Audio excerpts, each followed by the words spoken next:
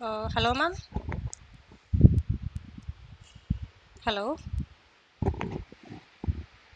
Hello, ma'am.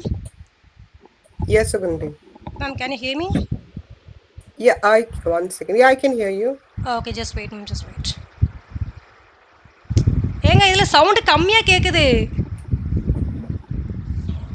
இதுல இப்போ அவங்க பேசுறது எனக்கு கம்மியா கேக்குது. Okay okay. சரி ஓகே. சரி ஓகே. கதல அதுக்கு டோர் லாக் பண்ணு.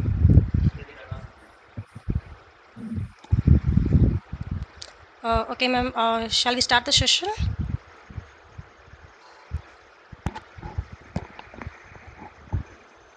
Hello. Yep. Yeah, okay, great. So, hello everyone and good morning. So, I hope you are all doing well. So, welcome to the Mastering of International Conference Series 2025 to 2026.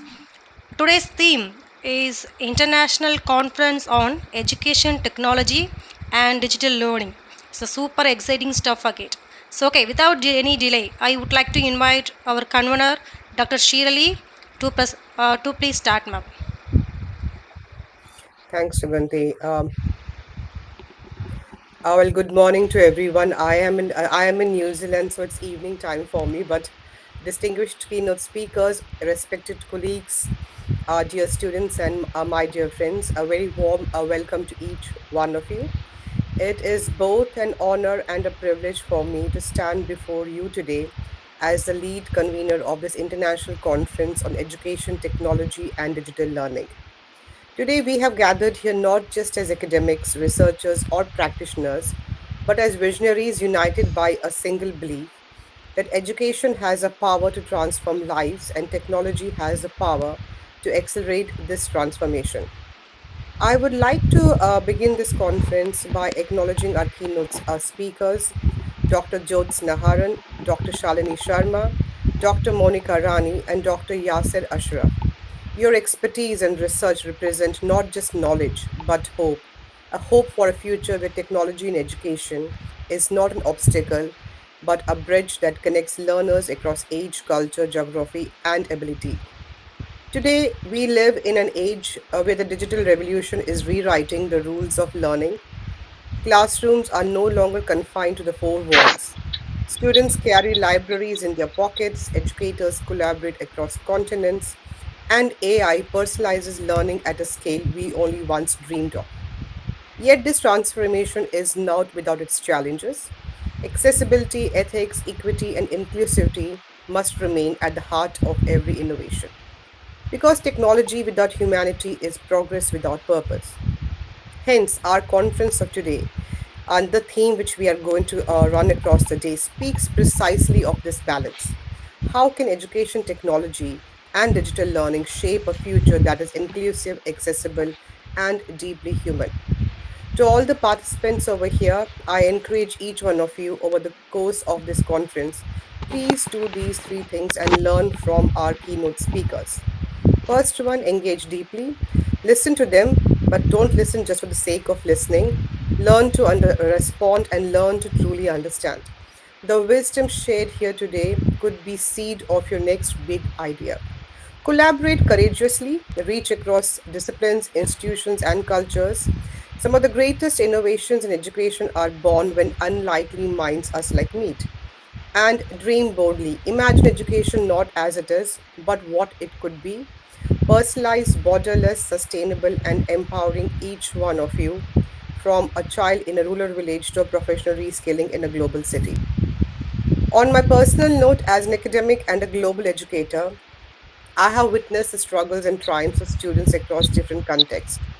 Whether it is an international student navigating a new country, a working parent juggling studies, or an elder learner breaking stereotypes, one thing is clear: learning never stops. And when we blend technology with empathy, innovation with inclusivity, education becomes not just a process, but a promise of equity, empowerment, and excellence. Let's therefore use this conference not merely as an event, but as a moment to reimagine education, to master technology, and above all, to serve humanity. Together, let's craft a future where no learner is left behind, where digital divides are closed and where education is not a privilege of the few, but a right for all. Thank you, and I wish you all an inspiring, engaging, and impactful conference ahead. And a big, big thank you to Sugandhi, Suguna, and the team of Mastering Up for giving us this platform to voice our opinions. Thank you. Oh, thanks for the wonderful welcome speech, ma'am. So now I will be delivering the conference address and also give a quick introduction about our company. So, good morning to all our esteemed guests, respected researchers, and keynote speakers, and wonderful participants joining us from across the globe. So, on behalf of Mastering Up, it's truly my honor and privilege to welcome each of you to the International Conference on Education, Technology, and Digital Learning 2025. We are really excited to have such a diverse and passionate group of minds coming together today. This conference is all about learning and sharing and exploring how technology is shaping the future of education. So each one of you brings a unique perspective, and that's what makes this gathering so special. So we are not just here to listen. Okay, we are here to connect, collaborate, and spark new ideas that can make a difference in classrooms and communities around the world. As we kick off this journey, I would like to leave you with a thought. Education is the most powerful weapon which you can use to change the world, said Nelson Mandela. Let's use this opportunity to inspire, innovate, and drive positive change together. So, wishing you all an engaging and impactful conference ahead. So, and let me take a quick moment to share the vision that brings us all together today. Mastering Up is not just another edutech platform. It's a really a catalyst for transformative learning, career growth, and community driven development. Our mission is simple but powerful to empower individuals with skills, knowledge, and support they need to thrive in this ever changing world. So far, we have had the privilege of educating more than 14,000 students across 25 countries. Our programs cover a wide range of areas from neuroscience, psychology, and emotional intelligence to digital health, leadership, and beyond. So, what makes it special is that it's deeply personalized. With the help of advanced AI and data driven insights, we make sure every learner gains the skills they truly need at their own pace in their own unique style. But here's the part that really sets us apart, our community first philosophy. At Mastering Up, learning is not just about consuming content, it's about connection. So, learners engage with mentors and collaborate in forums and work on real world projects just like this very conference. So, as we step into today's session, I encourage you to all stay open and curious.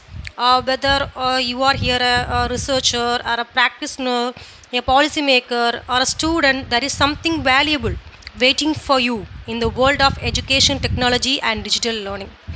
All right, okay. So, now let's jump into our first keynote speaker for the afternoon session. So, ladies and gentlemen, and your friends, a very warm welcome to all of you. So, it's such a joy to have you here with us today. I am absolutely delighted to kick off this exciting session on AI powered personalized learning pods, the future of education. We are stepping into a space where learning becomes truly personal, where every individual gets the chance to learn in their own way, at their own pace, powered by smart technology. It's not just the future, it's a revolution in how we think about education and growth. So, as we dive in, I would like to leave you with this thought. Okay, so sorry, just wait. Okay. The thought, the future belongs to those who learn more skills and combine them in creative ways. It's a Robert Greene. So let's keep this mind as we explore how AI can unlock limitless possibilities for learners everywhere. So, before we get started, I would like to take a quick moment to introduce Dr. Jyotsna Haran. Let's give her a warm welcome. So, all right, everyone, I hope you are ready for some serious inspiration because today we have the absolute honor of welcoming someone truly exceptional to our session. So, please join me in giving a warm virtual welcome to Dr. Jyotsna Haran, a retired senior academician from India whose career is nothing short of extraordinary. From earning her BA and MA in economics with top university rankings to completing her PhD as a UGC research fellow to later adding an MBA in international economics, her journey shows us what lifelong learning is really looks like. So, with more than 20 years of postgraduate teaching, two PhD students guided successfully, 20 plus published articles and books that shape the field of economics, Dr. Haran has been a beacon of knowledge and mentorship. She is not only been awarded by the Vice President of India, but has also inspired generations of students through her energy, simplicity, and dedication to both academics and life. So, as we welcome her, let's keep this thought in mind. Again, education is not the filling of your pail, but the lighting of a fire.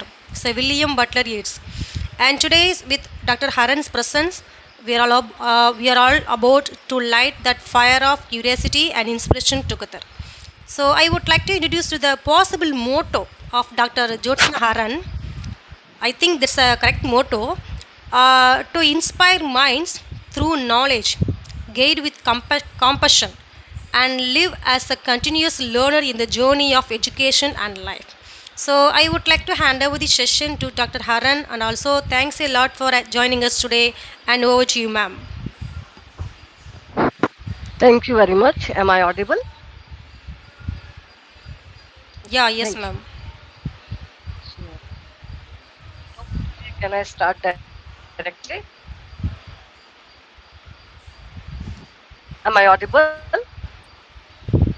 Yeah, Dr. Jyotsna, you're audible. We can hear you.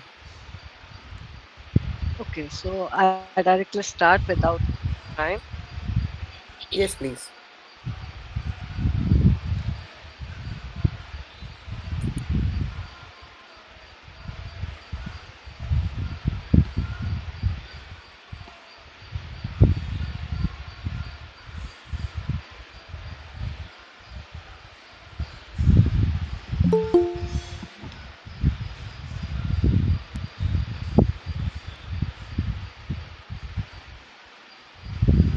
Let me know if the slides are visible. Yeah, we can see the slides. Okay, thank you.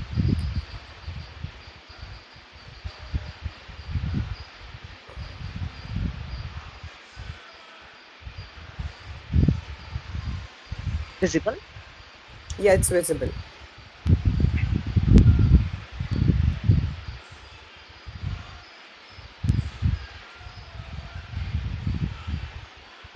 So, without losing time, I would like to start with a warm welcome and happy morning. Ladies and gentlemen, happy and pleasant conference opening. We would begin with an imagination. Imagine walking into a classroom where half the desks are empty. Not because children don't want to learn, but because they cannot. Some are working in fields to support their families. Some have no internet, no books, no teachers. Now imagine another classroom in a modern city. All the desks are full, but most children are staring at screens, distracted, overwhelmed, and disengaged. Put the empty desks in a rural school and the disengaged child in an urban school tell us the same truth. What? Education today is unequal and often uninspiring.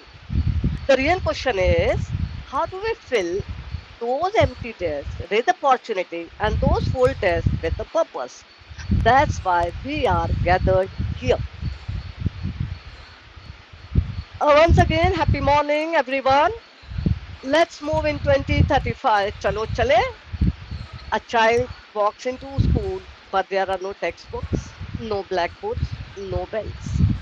Instead, she steps into a learning pod, an intelligent, adaptive space that knows her strengths, her weaknesses, her emotions, even her dreams.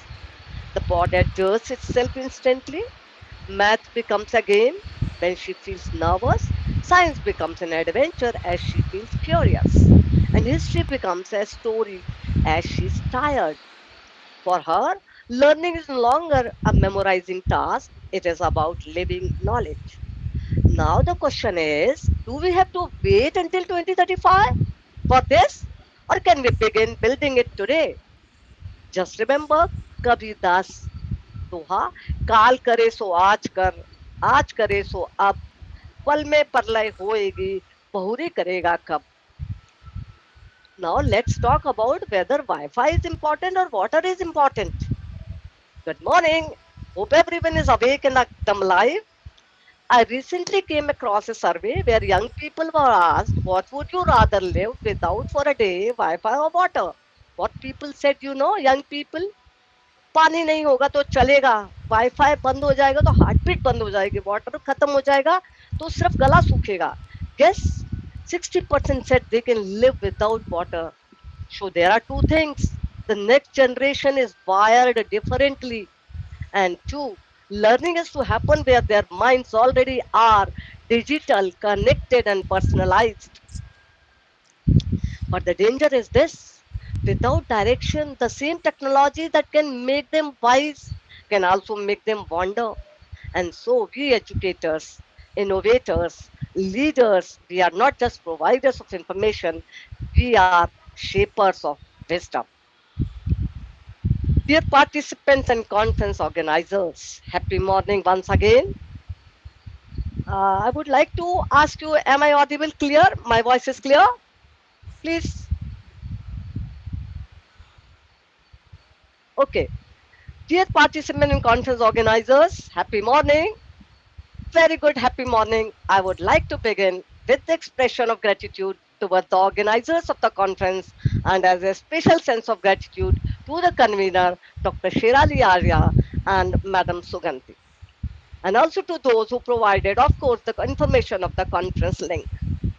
I request you all to be more attentive and do not miss in between. Being online, more chances of it. If any technological glitch comes from my end, which is very natural, please pin me immediately. Can we go back to the old days? Yes, but no. Science has taken us far ahead more than what we can imagine.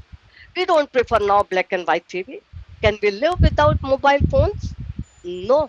एक pocket में दो दो रहते हैं, mobile बिना possible नहीं है. It has become our body part. Similarly, we cannot go back to chalk and duster once left behind.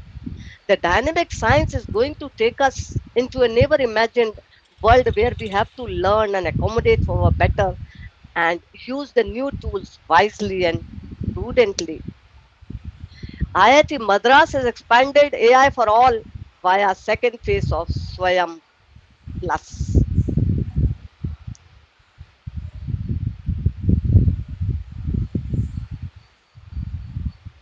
This is we are going to, we would be talking about opening hook.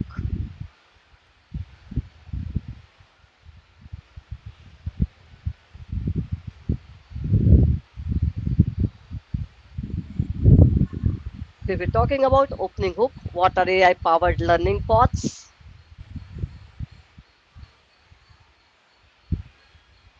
technology in education, the evolving relationship, innovations in AI driven personalization, stories that inspire, challenges and future principles, perspectives, ethical considerations, and questions.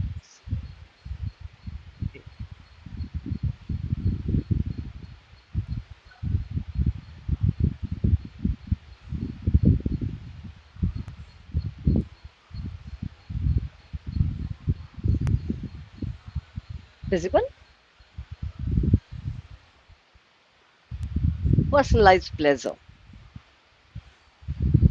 food, job, profile, clothes, people, home. How do you feel when you go to a restaurant and order three types of pizza and two types of khichidis for three siblings and two parents? Each one gets its choice. Then how do you feel? What? Nothing but happy, happy. Today is the era of இது கேக்குது but அங்க personalization. Record Do ஆகுமாங்கிறது you know டவுட்டாவே இருக்கு. happiness too is personalized? One cheese pizza may make you feel happy, but to me, not. How happy and satisfied do you feel to have tailored clothes of your choice, food of your choice, tailored homes of your choice, job profile of your choice, people of your choice? Witness the popularity of love marriages. If you get an explanation of concepts the way you like, yes, this something is answered by personalized bots.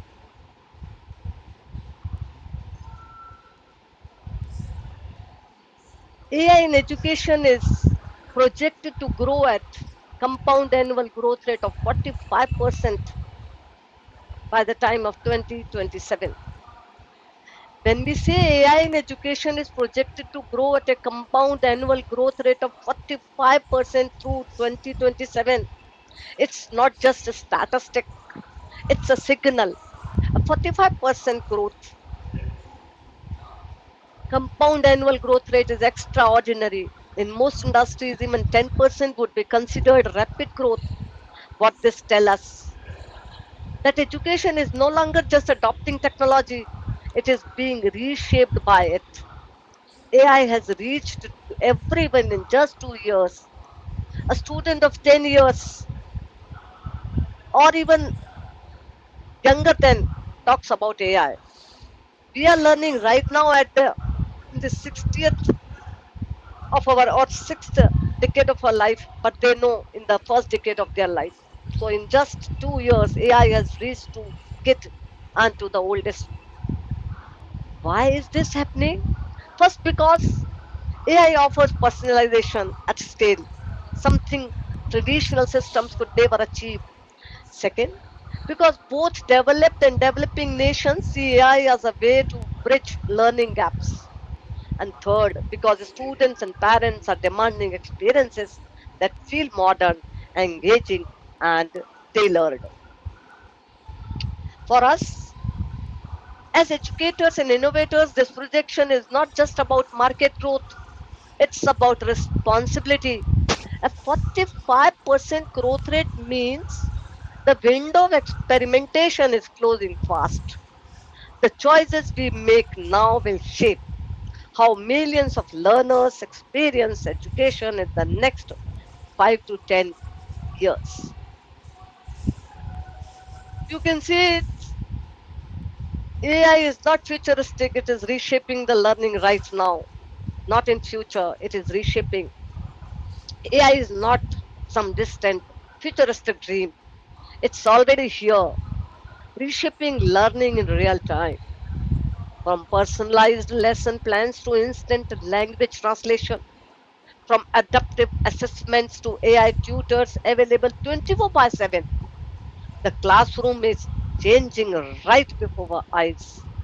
The truth is, AI is no longer the future of education, it is the present tense of learning. And real question is not when we will adopt it, but how wisely we will use it. Let's glance at the evolution of educational teaching modes. This all we have experienced. First, we used to use projectors. We used to prepare slides. हाथ से लिखते थे और बनाते थे. It was teacher led. It was a passive from the student side. One side sits all. Then we have experienced computer labs. We all went to rush to learn computers because at the time of our education we never experienced how to use computers. We learned at a very later age stage. It was focused on digital scales. We used desktops. Then we சாப்பிடலையா? learned how to share data. It was interactive, limited இப்போ flexibility. நீங்கள் Now சாப்பிடலையா? we are learning பயந்துட்டீங்களோ? AI pods. சிறப்பு We are சாப்பிடுங்க. listening about it. It is personalized. We have all oh, platforms. Cloud है, platform है, AL है, ML है, NLP है. It is adaptive, emerging, and it is personalized.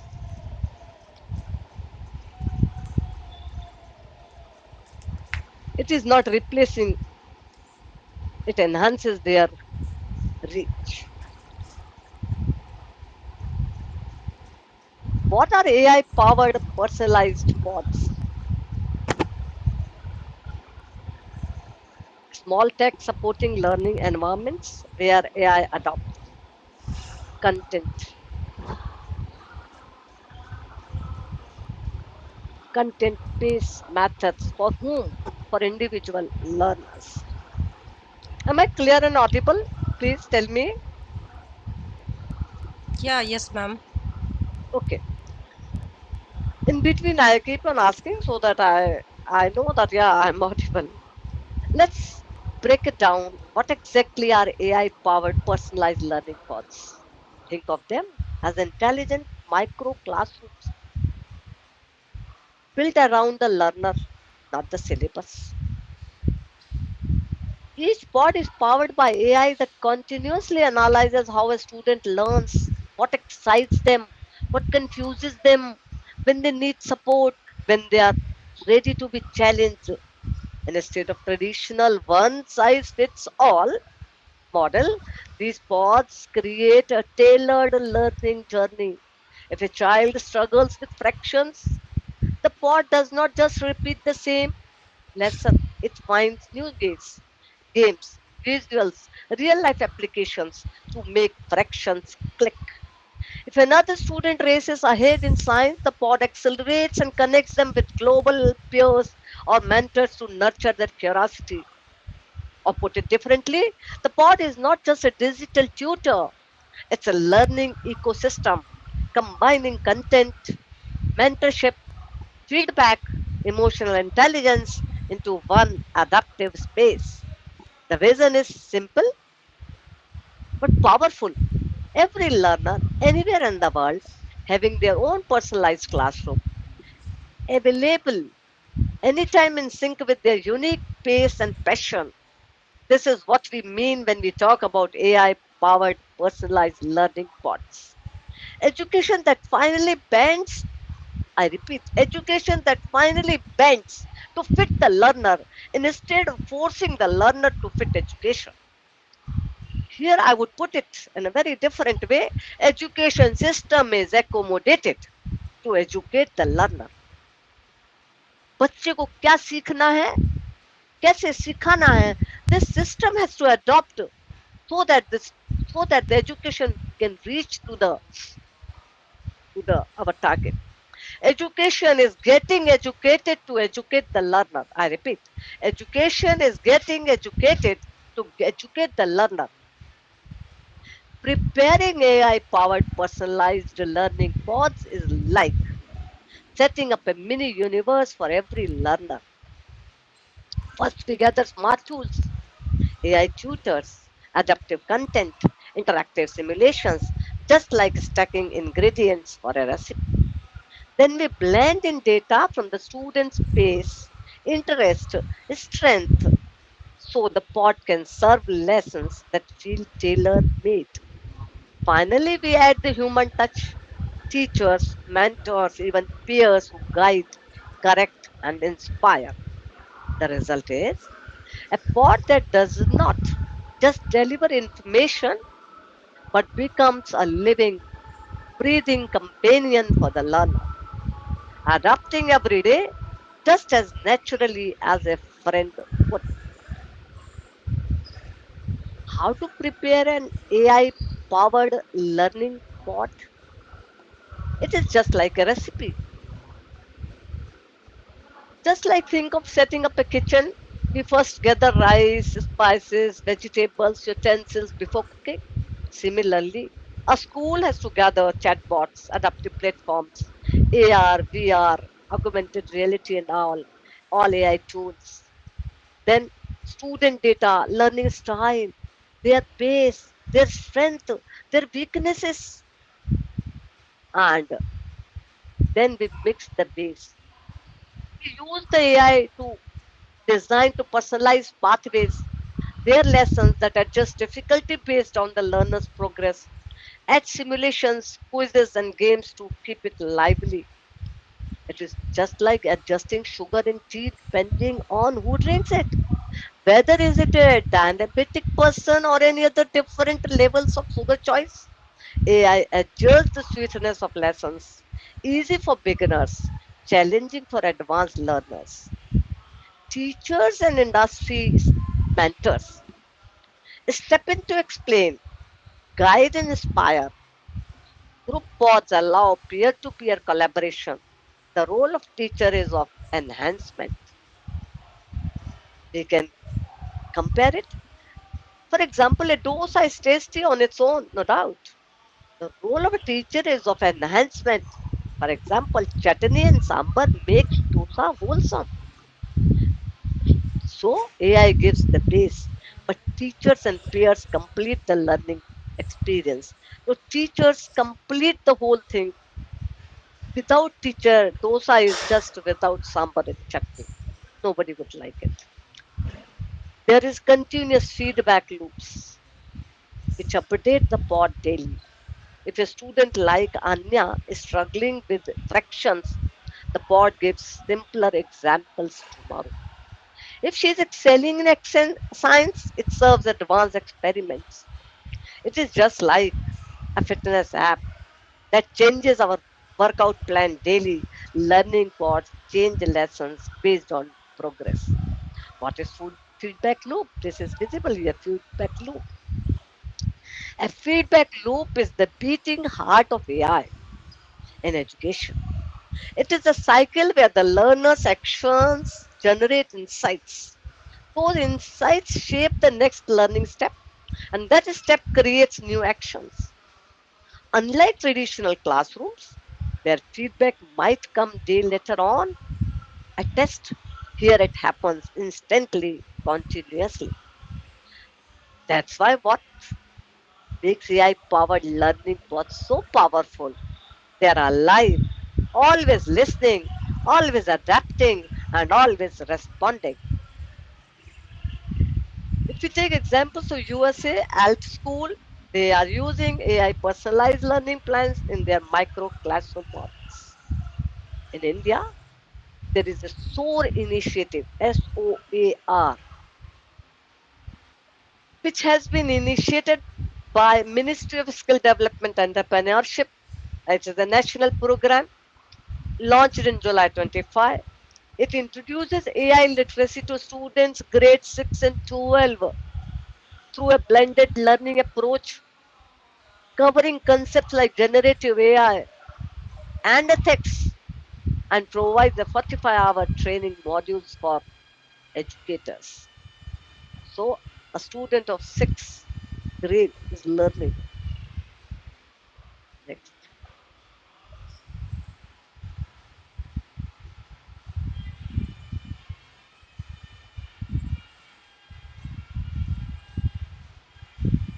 Is it clear?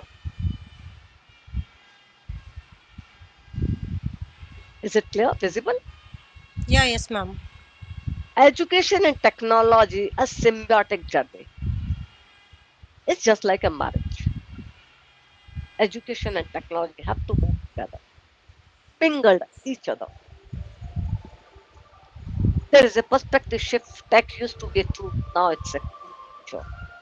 Suppose I gave you the example of Indian Delhi government schools with AI based formative assessments via tablets and remedial pods. Kerala has integrated AI learning into class 7. Singapore AI smart classrooms integrate biometric feedback to adjust lessons delivery. Each learner gets a learning path.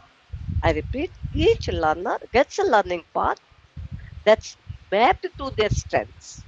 AI is the compass, not the map.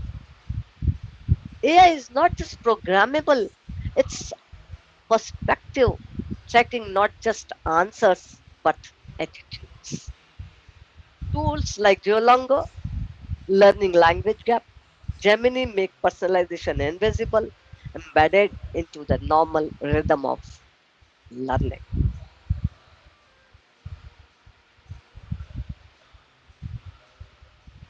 How AI adapts to every learner. AI adapts to every learner much like a personal tutor who never tires, never judges, and always pays attention. Imagine two students in the same classroom. Arav struggles with fractions. Meera breezes through them but hesitates in word problems. A human teacher may not have time to tailor lessons for both in real time, but the AI powered bots does. For Arav, it instantly shifts gears, offering color pizza slice visuals, interactive fraction games, while for Meera, it generates fresh word challenges, framed as detective puzzles to keep her curious. The bot tracks their pace, mood, and even the time of day they learn best, adjusting difficulty like a GPS, recalculating a route in heavy traffic. Remember old days when there was no GPS. Now, how comfortable we are with the GPS. We have not to ask to anyone where to go. We ask GPS. Google Baba ko खोलते पूछते. You know, human teacher may not understand the mood of a student, but AI does. In this way, AI does not just deliver lessons, it learns the learner. I repeat, AI does not just deliver lessons, it learns the learner, shaping a journey that feels uniquely theirs.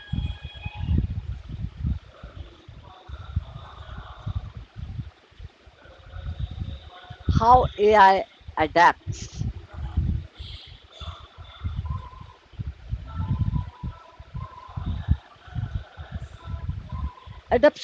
Strategy, adaptive learning paths. We have Dreambox, Alex, Century Tech that gives us precious precision in pacing, tailored practice.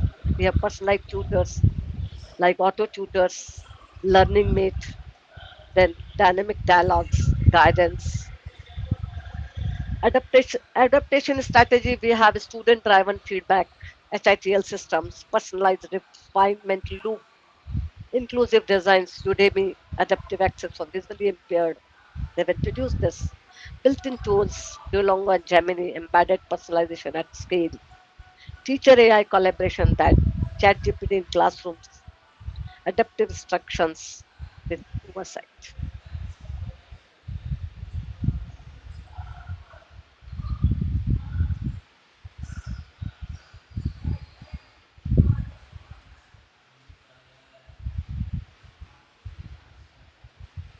AI personalizes what, how, and when a student learns. I repeat, AI personalizes what, how, and when a student learns. There is a comparison of personal learning, personalized learning. Think of building an AI powered learning bot like designing a smart home. We don't just put bricks together, we connect electricity, water, sensors, design so that the house lives with its owner. Similarly, creating a personalized learning pod means blending educational system, how students actually learn, and data science to read their progress and struggles, and technology to adapt the content instantly. When these three pieces work together, the pod stops being just a digital, it becomes a dynamic environment, one that listens, one that responds, and grows with every learner. Whether you are a teacher in a classroom, an edtech innovator, or a policy maker, this framework is our recipe for turning AI into a true partner in education. Here is a comparison of Traditional learning, adaptive learning. What instructors do in traditional learning, they find relevant content, they create outcomes, they organize, they edit, they assess students and respond. What students do, everyone gets the same content, missed concepts. If you miss the concepts, you are gone, left behind. All move at the same and limited feedback on performance. What instructors do in adaptive learning, they decide on learning content, outcomes, coach, manage, and engage.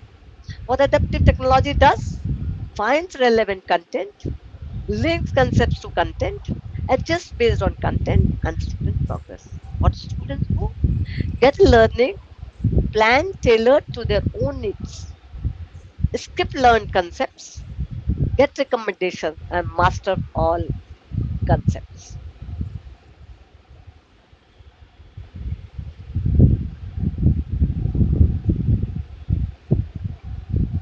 Stories that inspire. There is a story of a lady or a teacher before AI pod and after AI pod. The story goes like this. There is a veteran teacher and the AI pod. This story belongs to Rajasthan, the heart of Jaipur, Rajasthan.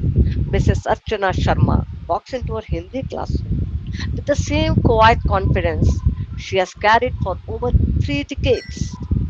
Her sari is neatly draped,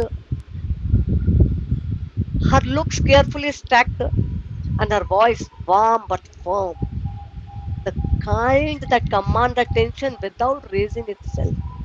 Archana's journey began far from the capital city in the quiet district of Shri Ganganagar, inspired by her father, a dedicated teacher himself. She pursued a career in education at a time when female educators were fewer in rural Rajasthan. From her first post as a third grade teacher to her current role as a senior lecturer, she has taught thousands of students, many of whom were the first in their families to step into a classroom. But while her dedication never wavered, the classroom around her was changing. The projector arrived, then the computer lab, and now whispers of AI powered personalized learning pods began to fill education conferences. One day, her school piloted an AI learning pod system for select classes.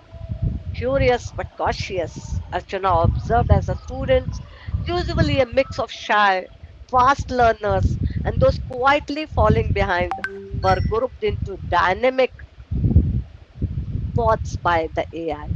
It recommended custom exercises, delivered real time feedback, and even detected when a student's engagement dropped. Archana didn't feel replaced. I repeat, Archana didn't feel replaced. She felt amplified. She could now focus on the paths of teaching she loved, storytelling, moral lessons, one to one engagement, while the AI handled the meticulous tracking of each student's progress. She noticed something else. Students who used to sit quietly at the back were now active in their pods, gaining confidence as the AI paced the lessons to their ability, and the naturally quick learners were challenged with more advanced problems, preventing boredom. Archana became the bridge between tradition and technology. Archana became the bridge between tradition and technology. Her decades of human connection, enriching the AI's data driven personalization. She often joked, the AI may know their scores, but I still know their hearts. Her story is not about replacing the teacher with a machine. It is about giving the teacher new tool to see each child clearly, just as a master tailor sees the uniqueness of every client. In this blend of experience and innovation, Archana's classroom became a living example of what the future of education could look like, deeply human, yet intelligently personalized. Story, I think, was it clear?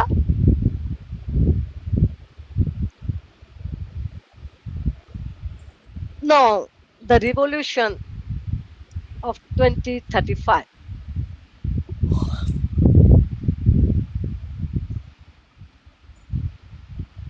Now we have neuropods, AI powered immersive cognitive learning capsule.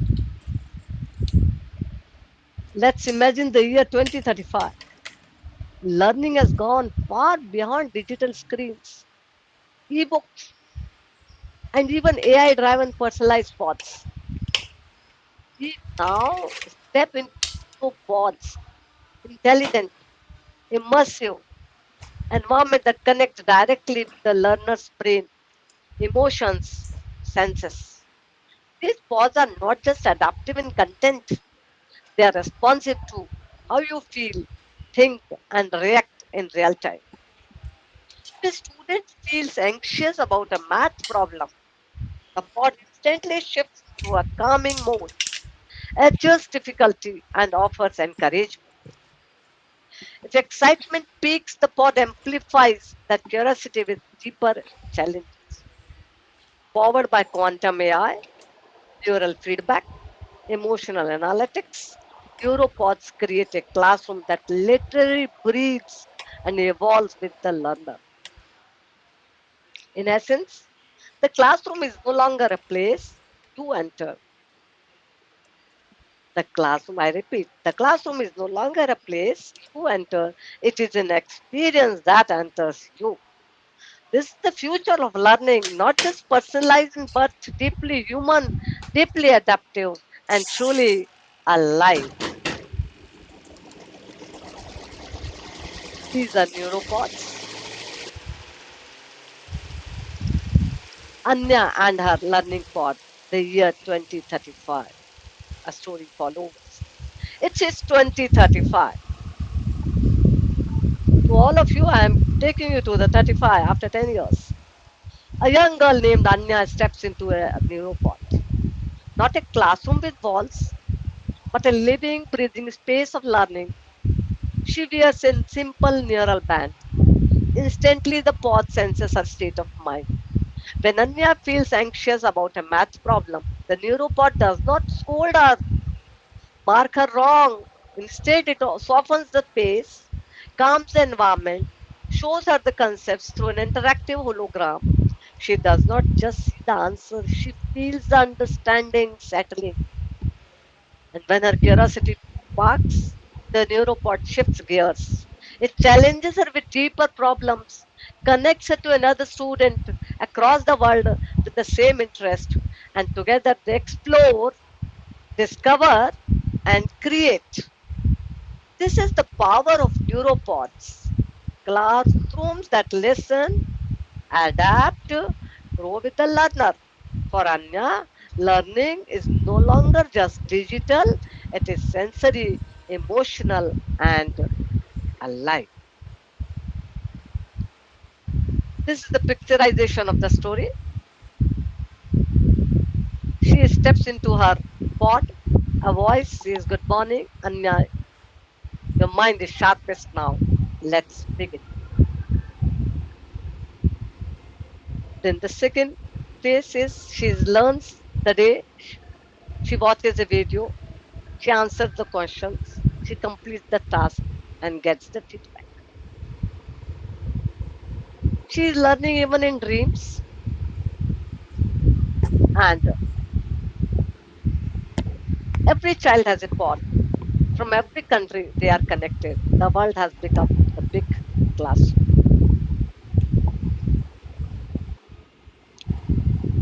Now there is a talk about prompt engineering, AI personalized learning pods. What is prompt engineering? This concept or this engineering is recently developed. We have heard it with the AIs only.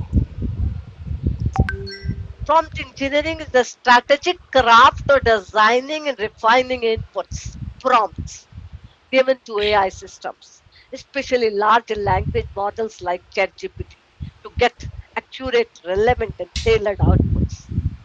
In the context of AI powered learning paths, prompt engineering becomes the bridge between learning needs and AI intelligence.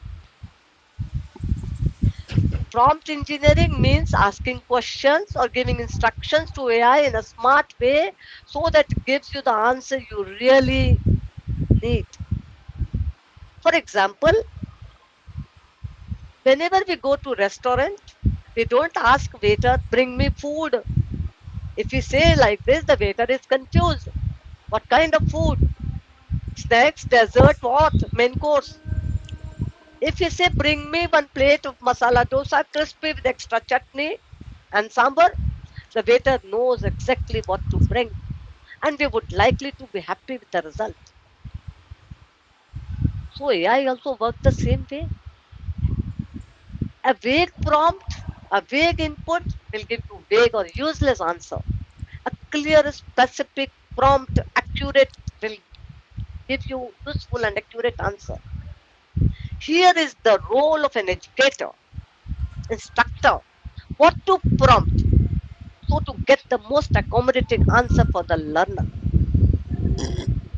If the example is that we ask to AI, tell me about history, we will get a broad and unfocused answer.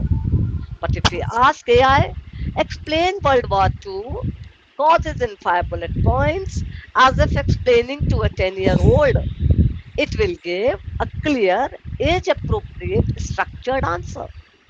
Prompt engineering is simply learning how to ask better questions. So AI becomes helpful instead of a confusing machine. Now, we academicians and industry learners or industry men, we have to learn how to prompt so that we can get what we really want from AI. Prompt engineering in learning pods is like giving clear instructions to a GPS. If you just say, take me somewhere, you will get lost. But if you say, take me to the library via the fastest route, it guides you perfectly. The clearer the prompt, the smarter the bot becomes in teaching. If a chatbot provides customer support, now everywhere we find chatbots, prompt engineers can continuously update and refine the prompt it uses to respond to customers. For example, if a company launches a new product, changes its pricing, or introduces a new return policy, the chatbot needs to know this information so it can guide customers correctly. Prompt engineers play a key role here by carefully designing or revising the instructions, context, and knowledge that the chatbot relies on. This ensures that when a customer asks a question like, what is the warranty on this product? Or how do I track my order? The chatbot does not give outdated or vague answers. Instead, it provides accurate, up to date, and contextually relevant support, just like a human service agent would. The result is smoother experience. Customers get their issues resolved quickly. Businesses maintain trust and loyalty. The chatbot becomes a reliable first point of contact rather than a frustrating barrier. There is an example. If we ask the audience that what type of prompt would you like to give, you are a fresh graduate. So it is a case of an unemployed, educated unemployed. And if you are an applicant with a degree but no work experience, convince the employer why you should be hired. Similarly, as job givers need your biodata or need your details. Similarly, AI chatbot with a refined prompt will give you appropriate reply or answer or tip. Suppose AI chatbot with a refined prompt is asked highlight your skills, internships, volunteer work, and ability to learn will generate much stronger response. Just like a job seeker need the right prompt, AI also need well structured prompts to be effective. Educated but unemployed youth often fail not because of lack of education, but because they don't know how to present their skills in the right prompt. Suppose the first prompt is just a job, suggest a job for a graduate in history. सिर्फ इतना ही पूछा उसको. AI might give basic roles like a teacher or researcher. Now, if the prompt is, we modify the prompt, just suggest innovative career option for a graduate in history with interest in digital media, storytelling, and explain how to get started. AI now suggests roles like content strategist, museum technologist, heritage postcaster, or entertainment creator. May I know which answers feel more useful for an unemployed graduate? Let them know. Here, better prompts unlock better opportunities. Just like better guidance can unlock better career pathways for educated. Educated unemployment is not just about degrees, it is about how students are guided, prompted to align their knowledge with real world opportunities. Here we take a case of a Swiggy, a customer support chatbot. Swiggy, one of the India's leading food delivery platforms, US uses AI powered chatbots to handle a huge volume of customer queries like order tracking, refunds, delivery delays. The role of prompt engineering is that it updates its services by introducing express 15 minutes delivery or a new repayment option. The chatbot must be retrained, reprompted. With this information, prompt engineers update the chatbot's instructions and sample responses to reflect the new features. If a customer asks why is my order taking longer than 15 minutes, the chatbot should explain that the express delivery feature applies only to selected restaurants and may not be available during peak hours. Without prompt updates, the bot might give a generic response like your order is on the way, which frustrates the customers because it ignores the specific expectation. Updated prompts make the chatbot context aware, helping it respond in a way that matches real time policies and customer expectations. This not only reduces customer complaints but also cuts down the load on human support agents.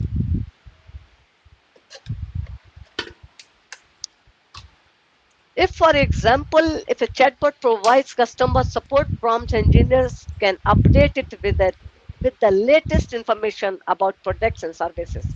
This help make us sure customers get the help they need.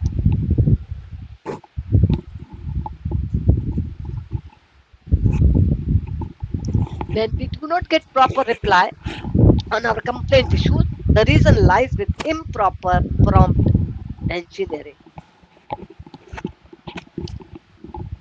In the context of AI powered learning bots, prompt engineering becomes the bridge between learning needs and AI intelligence. What is the relevance in AI powered learning pods? AI powered learning pods are small autonomous learning environments that use artificial intelligence to personalize content, assessments, feedback, and engagement based on learners' profile. To make this personalization effective, prompt engineering plays a key role in shaping learners' interaction with AI tutors, generating adaptive content based on learning goals, building smart assessment questions, providing timely and meaningful feedback, adjusting language complexity based on students' proficiency.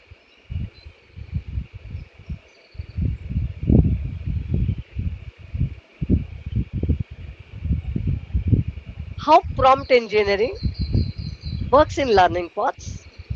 Suppose there is a personalized learning.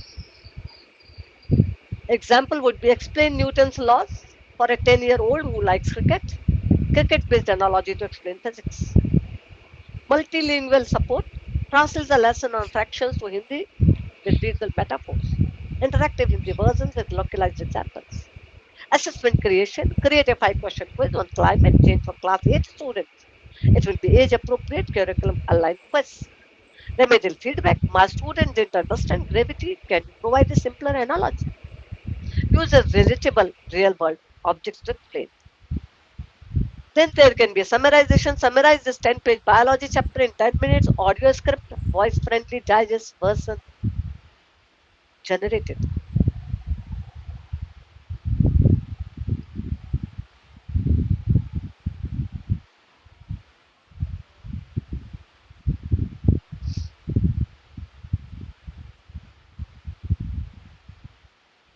Why prompt engineering is crucial in education?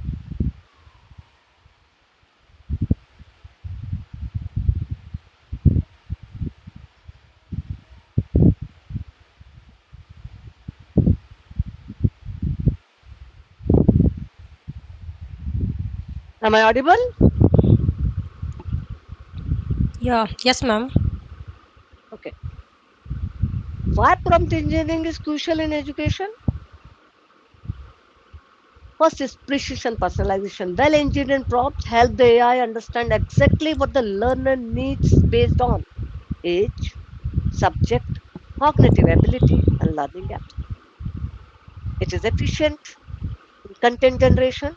Teachers and instructional designers can use optimized prompts to generate lesson plans, story based explanations, concept maps, cross disciplinary content.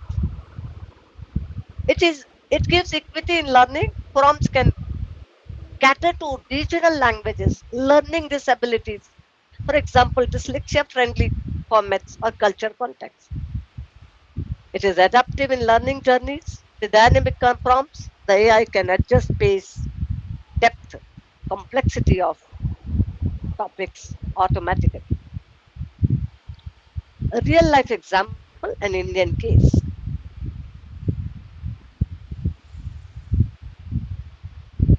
You can see this is the Indian case. In rural learning pod in Maharashtra, a facilitator used prompt engineering to instruct ChatGPT. The prompt is design a Marathi language story about plant growth using local farm experiences to teach photosynthesis to grade 6 students.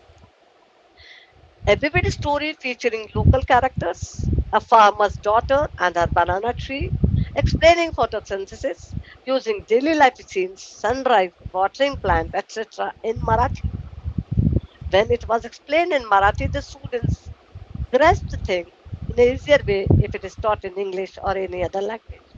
The students related instantly and retained the core concept better.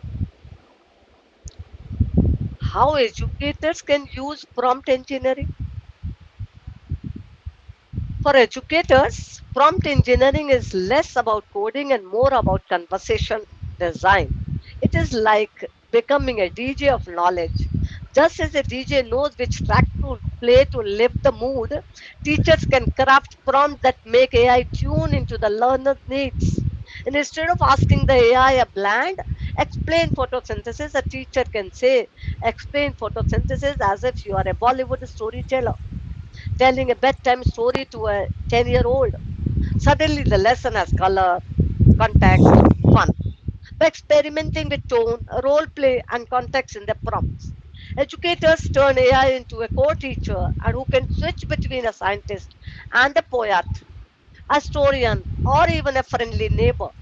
This gives a student not just answers but perspectives, making prompt engineering one of the most creative teaching tool of the AI era.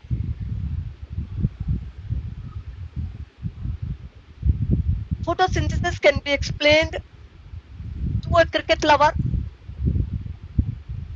The plant opens its leaves like a batsman at the crease. Sunlight is the bowler, carbon dioxide is the partner, and glucose is the winning score.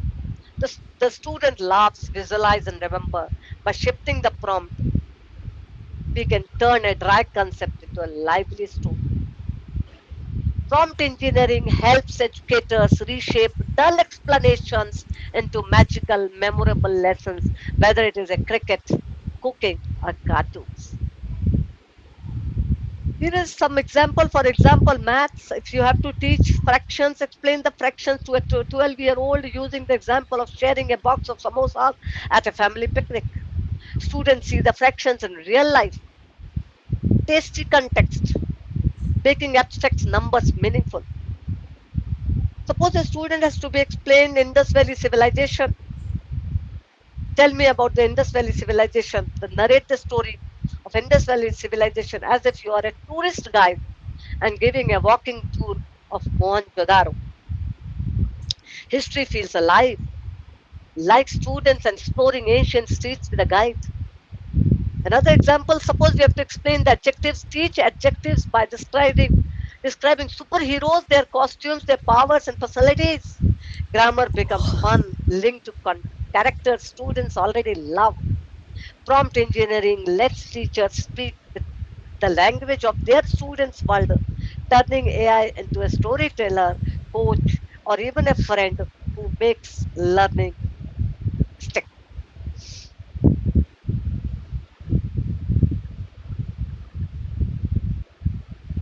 Prompt engineering teacher create an interactive whiteboard activity for multiplication using Candy as an example. A parent can suggest three creative ways to teach my 7-year-old about saving money using a story format. Bot facilitator generate a week long project based learning plan on renewable energy, integrating science and geography. A student can ask, write a poem on water conservation in the style of Rabindranath Tagore. How the things have become easier now.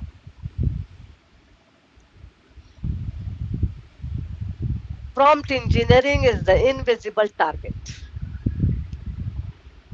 Is the Prompt engineering is the invisible architect behind the effectiveness of AI powered learning bots.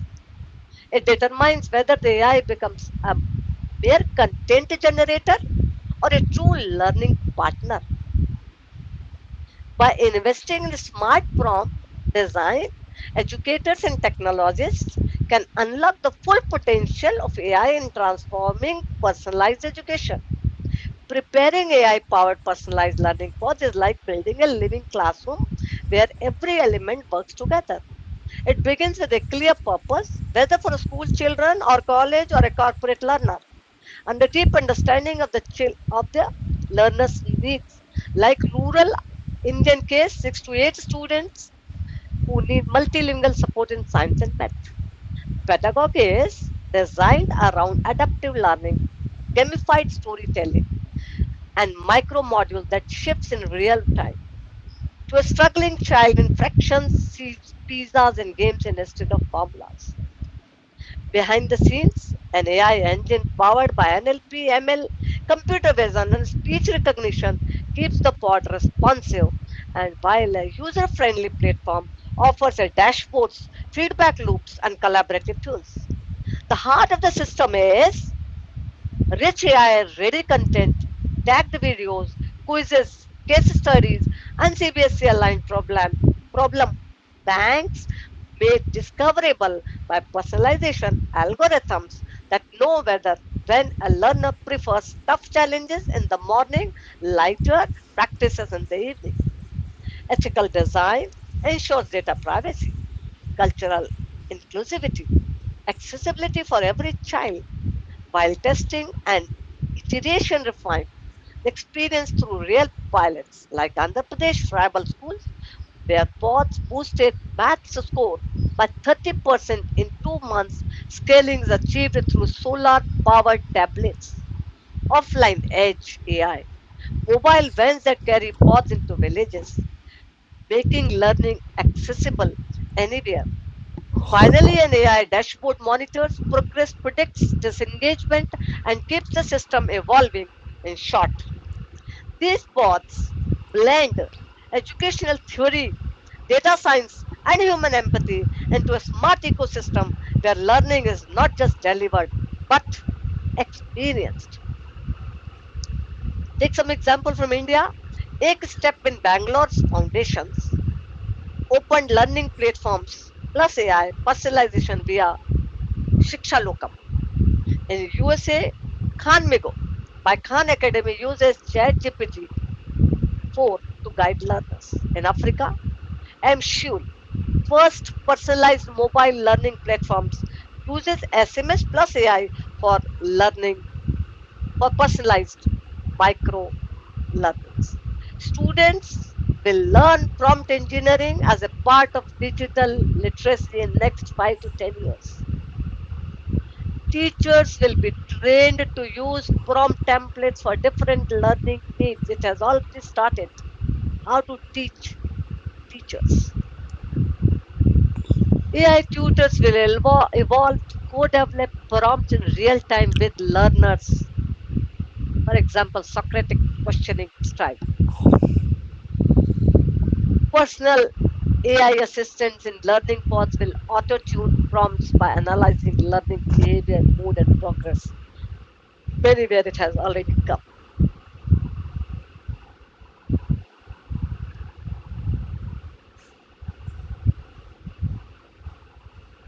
As we look forward, the real question is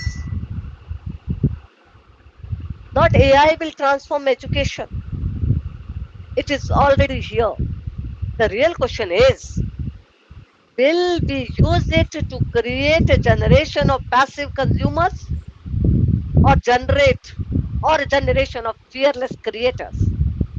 If we choose wisely, every child on this planet, whether in Delhi or Nairobi or Mumbai, will carry a learning pod not just in their hand but in their life. A pod that adapts to their curiosity, amplifies their talent, and connects them to the world. In 2035, education will no longer be the great divide, it will be a great equalizer.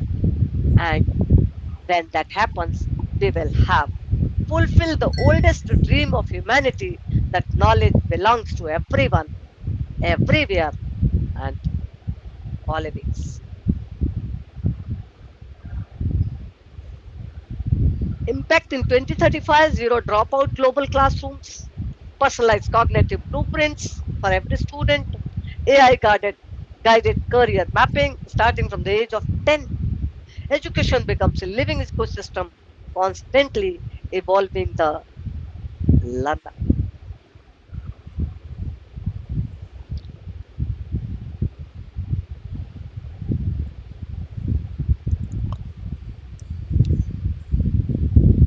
Imagine a world in 2035 where a tribal student in Jharkhand logs into a solar powered AI pod that teaches in Santali. Santali is a local language. We don't know what is Santali. How does it speak? Spoken? An autistic child in Boston learns maths with an emotion sensitive avatar tutor. Retired professionals become community mentors supported by AI dashboards. It has already started somewhere. Emerging trends will be brain computer interfaces, AI adjusting pod based on brain wear patterns, virtual labs history simulations and personalized pods, pods connected across countries for cultural exchange. Operational problems and the ethical concerns of AI powered personalized learning pods.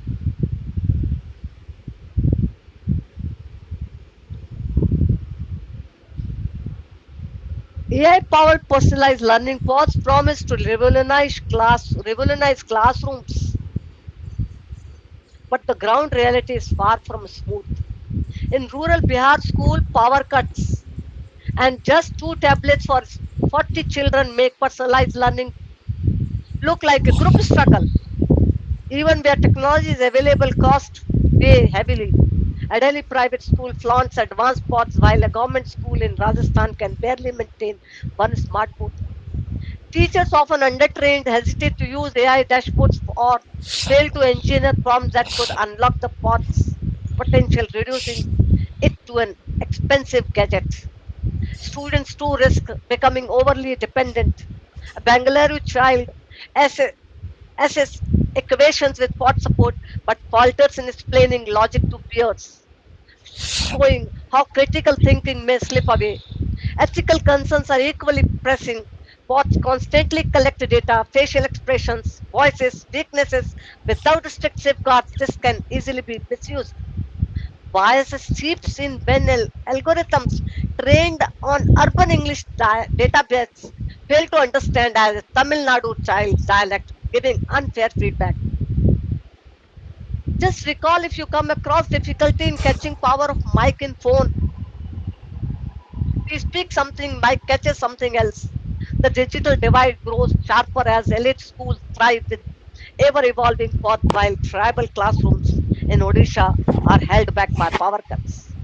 And perhaps most worrying, ಇದೇನಿದೆ over personalization risk hollowing out education's human side, ವ್ಯಾಚ್ ಕೊಡೋಣ empathy, teamwork, and moral growth, turning learning into one to one algorithm transactions rather than on a shared human journey.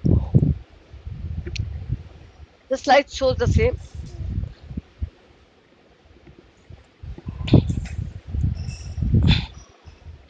Think of AI powered learning was like a sleek, high speed trains. On paper, they promise speed, efficiency, and comfort. But if the tracks are not led properly, poor electricity, weak internet, limited teacher training, the train never leaves the station. We have seen this before in India. States distributed tablets to schools, but many gathered dust because there was no Wi Fi or teacher training. Yet, when the ecosystem is designed right, the train runs beautifully. Take the mobile vans fitted with solar powered AI pod in rural Andhra Pradesh. They visited village after village. Within 2 months, as said earlier, children math scores improved by 30%. The difference was not the pod itself, but the support system built around it. That is the real lesson. Technology succeeds only when it travels on well laid bricks. Not only this, for example, if you succeed in anything, it is not your success, the support system that works. You can say your family support, then only you can get success. So every success needs a family support. Yet, can we go back to the old traditional system of education because it has loops? No. The short answer is we can, but we should we? No. Traditional classroom gave us chalkboards, shared stories, and warmth of human connection, but they also left many students teaching to the average and silencing individual pace and style. AI powered pods are not about erasing the old. I repeat, AI powered pods are not about erasing the old. They are about weaving it with the new. Think of it like music. Tradition is the rhythm, technology is the melody. Tradition is the rhythm, technology is the melody. Alone, each has limits, but together they can create a richer harmony. So, instead of choosing between old and new, the real challenge is blending them, keeping the soul of teaching while adding the intelligence of AI.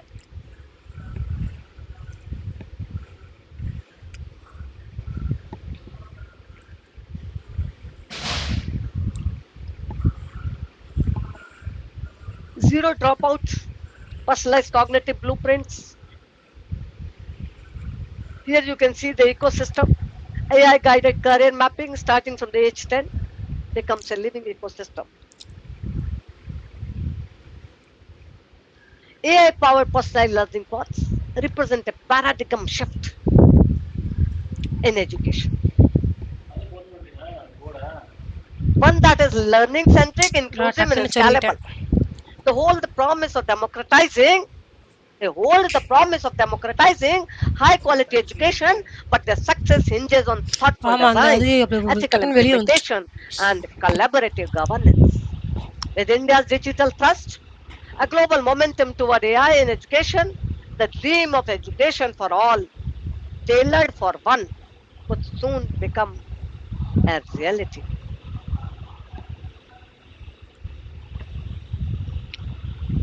And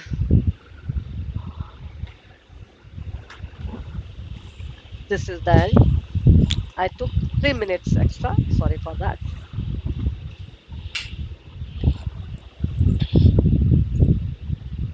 Am I audible? Yeah, yes, ma'am. So, thank you so much for that wonderful session. I really enjoy it and full of great insights and positive energy. So, we do have a few questions. So, shall Okay, I okay. go ahead and ask you, ma'am? Please, if I Yeah, can, I will answer. yeah, great. So, my first question: how can AI powered learning pods adapt to individual student needs in real time? And what impact could this have on traditional classroom learning? I think this was already answered in my slide that AI learning pods have to be customized, number one, depending on collecting the tools which are required for that student. And teacher will add the needs of the learner by making a proper prompt. So that if the prompt is made properly or the correct or appropriate, then I think learner will get what the learner needs. Am I clear? Yeah, okay. Uh, what future skills do you think students will develop most effectively through personalized AI learning pods compared to conventional education methods?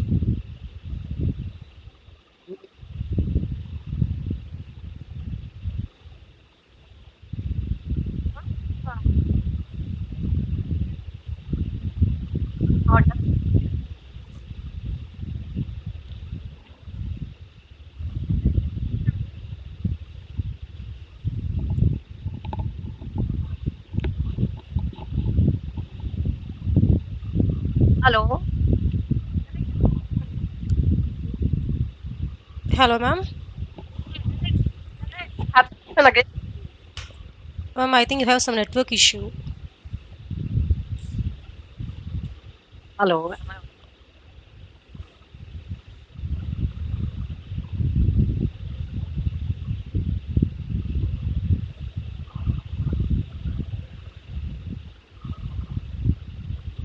Hello.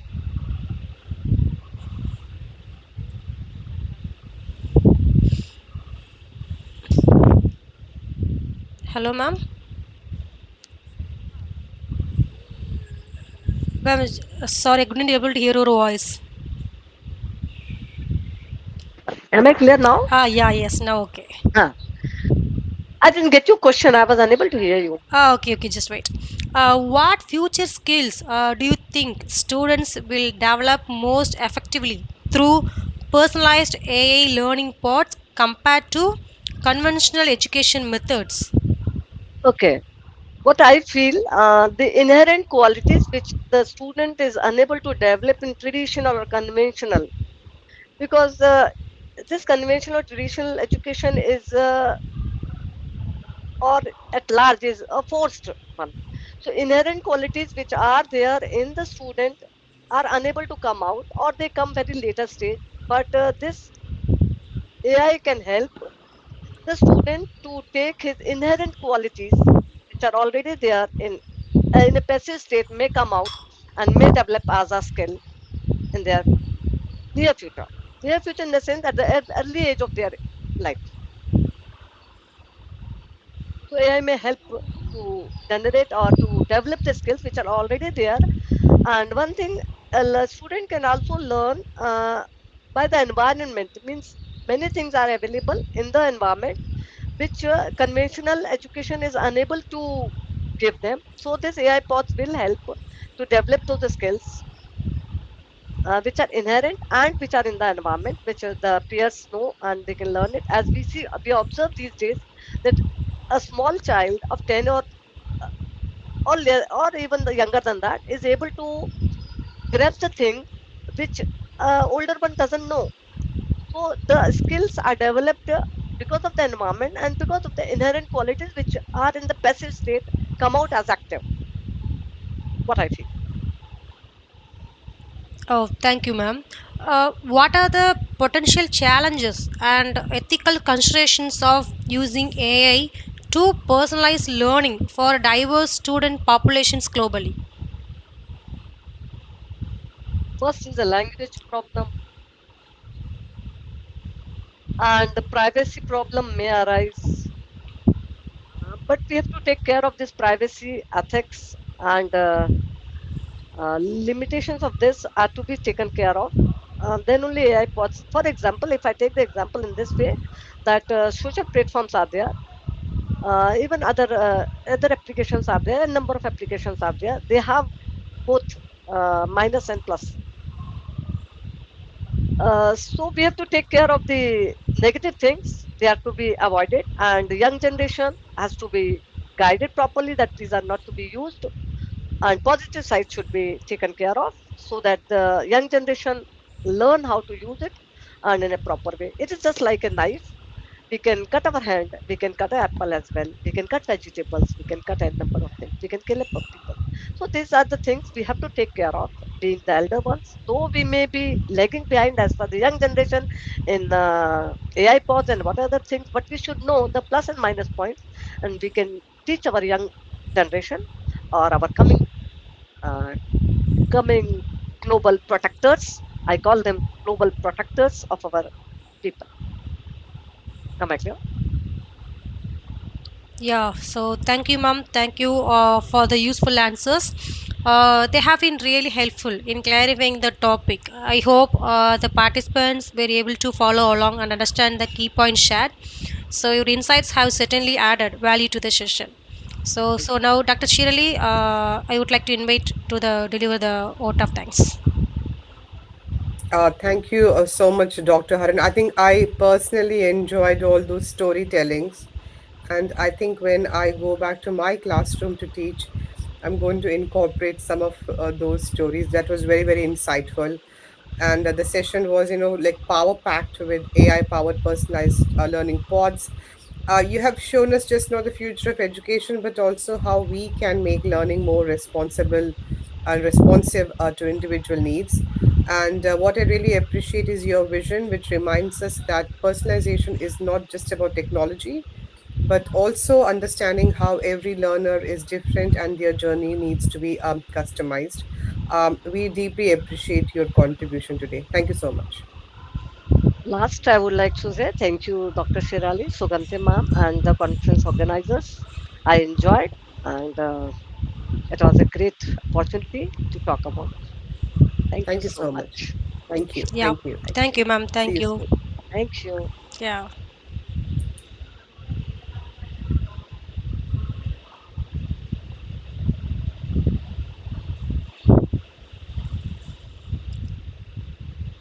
Uh, so, Dr. Shirley, ma'am, what about the next speaker?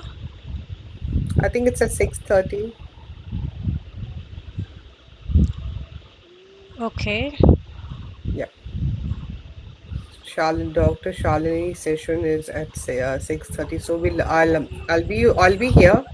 I'll just keep myself off till she joins at 6:30. Okay, okay. We will wait for that. Yeah. Okay, all good. Thank you.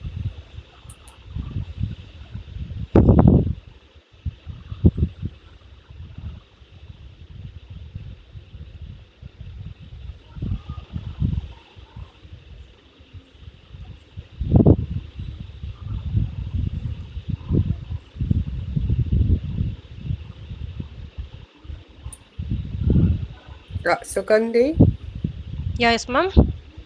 I was telling 6:30 my time, so Indian time would be It's at around 12 12. o'clock. 12, yeah, 12 o'clock. I, So, yeah, I just realized I'm talking about my timing. okay, okay. Yeah, so yeah, the Indian time is at 12, Dr. Shalini. So next Yeah. half an hour also. Yeah. Yeah, yes.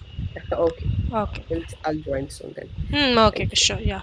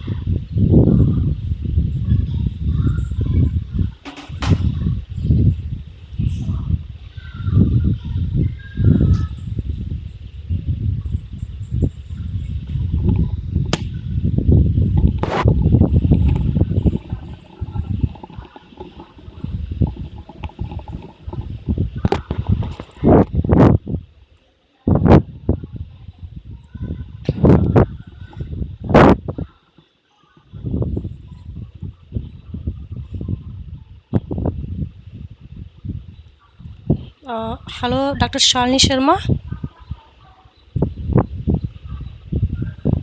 Yeah, good morning. Yeah, hi, ma'am. Good morning. How are you? I'm good. Have you? Yeah, I'm good. So, thanks for asking. So, how is going on? All good. Okay, great. Ma'am, shall we start the session?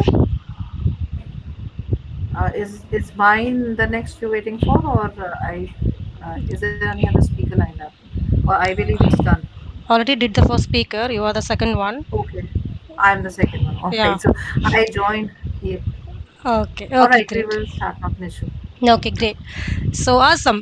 We have successfully wrapped up our first session.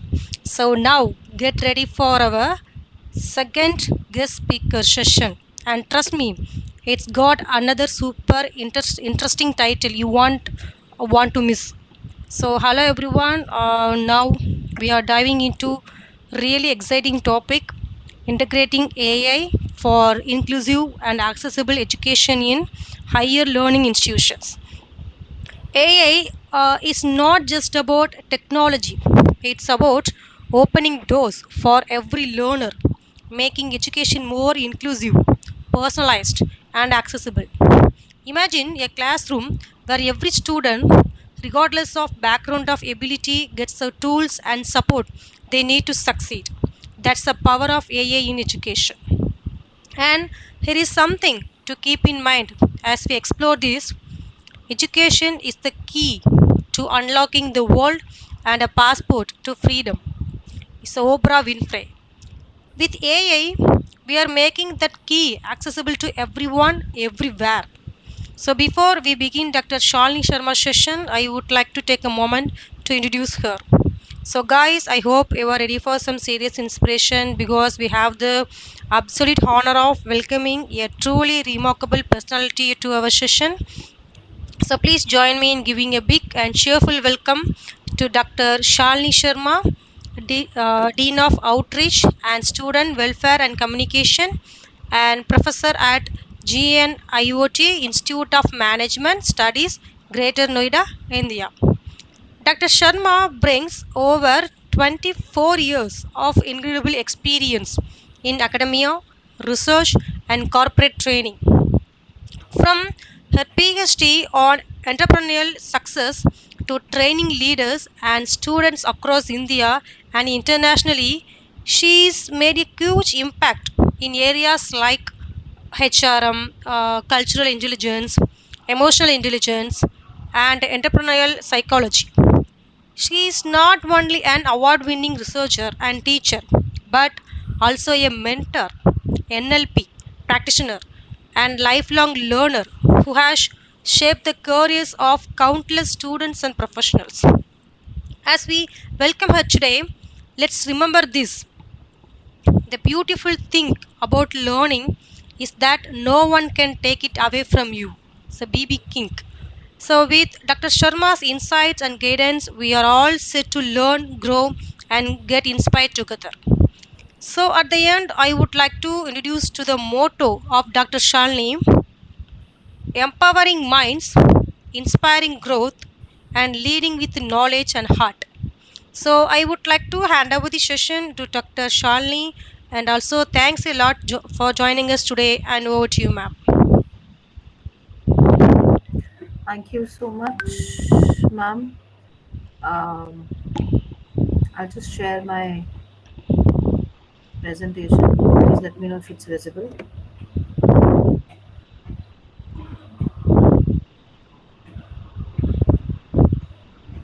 I hope it's visible.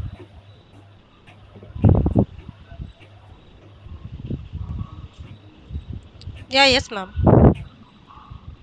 All right. Fine. So, good afternoon, all, and thank you so much, Ms. Suganti, Ms. Shirali, for inviting me to this forum for the keynote address at this international conference on education technology and digital learning. Because it's a Google Meet, so please let me know if the slide transition is visible. If it's not visible, then I'll just turn on the normal PPT. So, The topic that we will be discussing today, or I'll be sharing my insights upon, is integrating AI for inclusive and accessible education, higher learning institutions, and of course, which becomes a shared mission for both of us or for everybody, to not only explore the new technologies but also to think or to ask an essential question, that who is it benefiting and who benefits from this education. So, to begin with the session, I will highlight a picture here, which wherein you may be imagining a moment where you can have somewhere around 500 odd learners sitting in a hall, and they all students are with different, they are all differently able students. They could be students with visual impairments, they could be students with rural communities. Is it visible? Is the transition visible? Yes, ma'am. Right, fine. So, some learners could be from rural background, some could be not fluent in English language, some could be the first generation learners who are navigating higher education for the first time, and of course, very pertinent neurodiverse population. So, there could be some neurodiverse students also who are in process of information differently. So, who process the information differently, right? So this is somewhere in traditional education where these students were not recognized easily, and I still remember there had been some instances, because I've served to various institutions, and there have been various institutions when we were apprehensive taking admissions to such students, that as to how we are going to cater to the students with different needs for addressing. So unfortunately, we had to guide them for the special schools. But now, when we are talking about artificial intelligence, this is somewhere a boon wherein we hold the potential to design the classrooms wherein no one is left behind, and we can integrate all the learners, and somewhere creating an inclusive environment for every type of learner. So when you talk about digital learning, digitalization, so when it has to be somewhere, when AI is being integrated into higher education, when talk about the digital learning, digitalization of education, when you talk about, so but accessibility is one thing, then we come to inclusivity, and so the education has to be inclusive and accessible both. So it has to be in both ways, wherein the learner can benefit the maximum from them. So we will be now, what we will be looking was, with the lens, is that how, why does the inclusivity is mattering, or why does the inclusivity matters, what could be the current practices, what could be the research outcomes, the future prospects, and of course the ethical considerations that we have been talking about. So when you see digital learning, it has to have inclusivity along with the accessibility. It's not only merely digital learning which is going to work for the people, for the students, for the learners, in order to bring a change in education, in order to bring in more people or more learners into education. So this session will be driving, or will be traversing through some issues. Somewhere we'll be exploring on how AI is making higher education more exclusive, more inclusive and accessible globally. Then it will be highlighting research and institution practices, and of course it will be discussing future prospects in ethical guardrails. Is the transition visible? I'll just I'm so sorry, I think, yeah, it's visible. So I'll keep on checking, because somewhere Google Meet it happens that it lags. So these are the points that we'll be discussing in the forum. Now, when you talk about inclusivity, there is a lot of buzz about inclusivity, a lot of practices being followed globally for inclusivity. But the question here comes in, that why does it matter? Why so much of inclusivity we always talk about?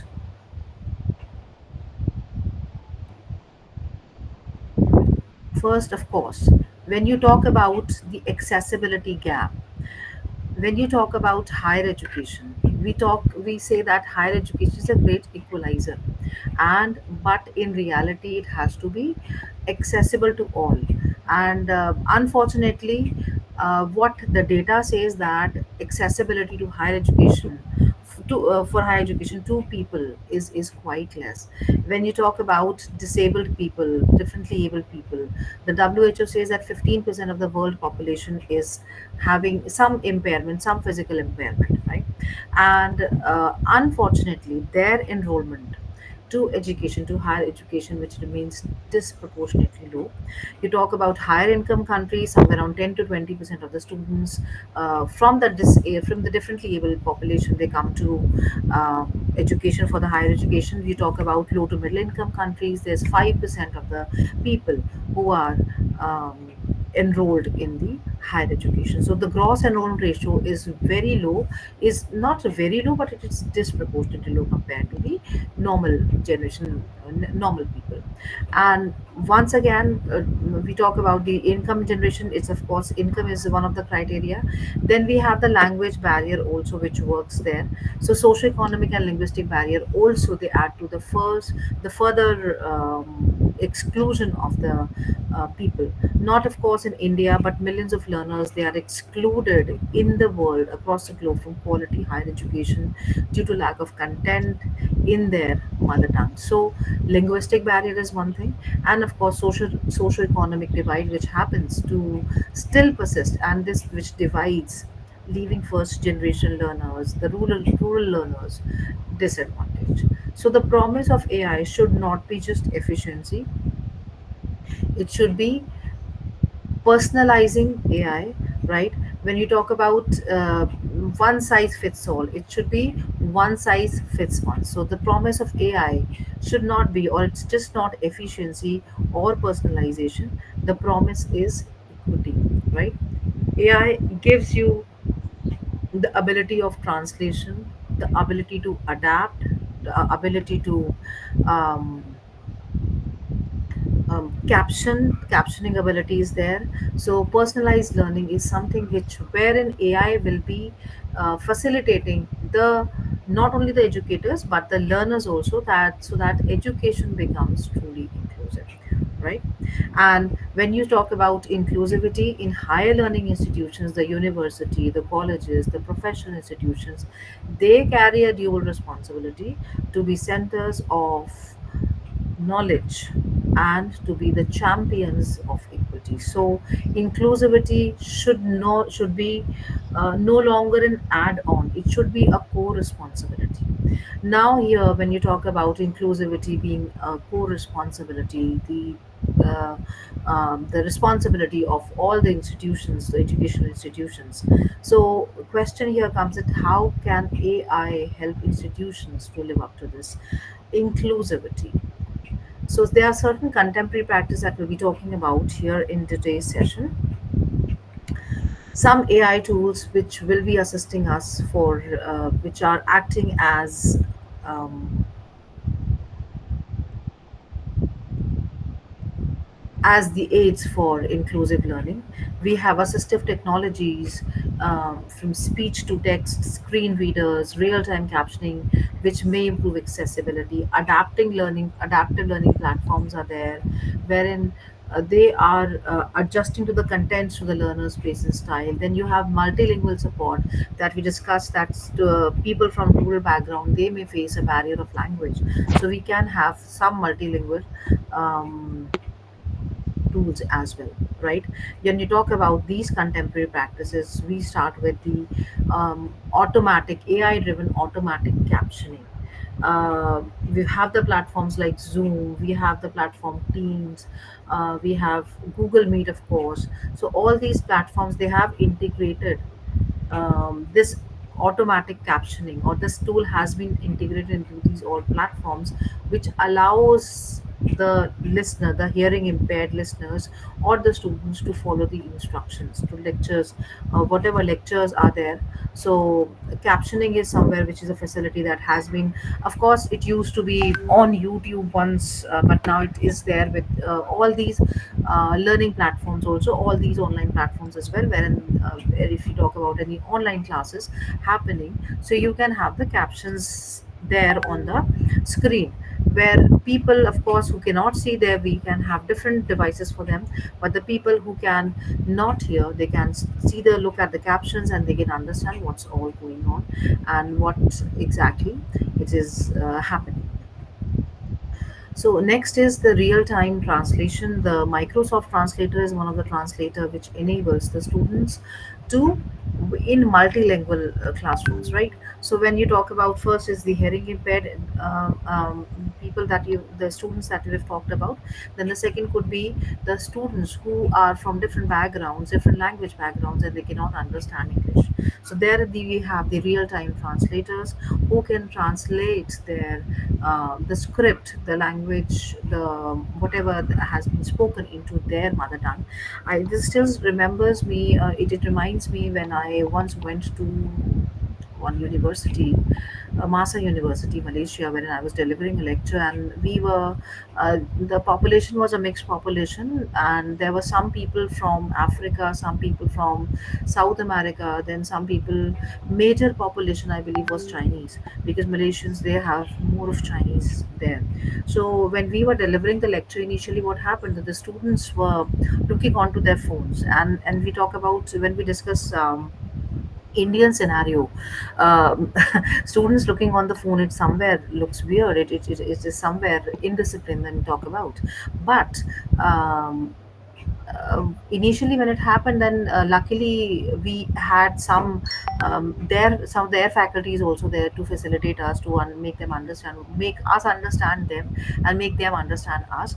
So when I asked the faculty why aren't they paying attention, this he simply answered that they are weak, these are the Chinese students, and they don't understand the pace, they cannot catch the pace of English that you say speak. So what they do is they just take the picture of the screen, they go on to the Google Lens, they do it through the Google Lens and then translate. That time AI was not that prevalent, the Chat GPT and Gen AI was not that prevalent.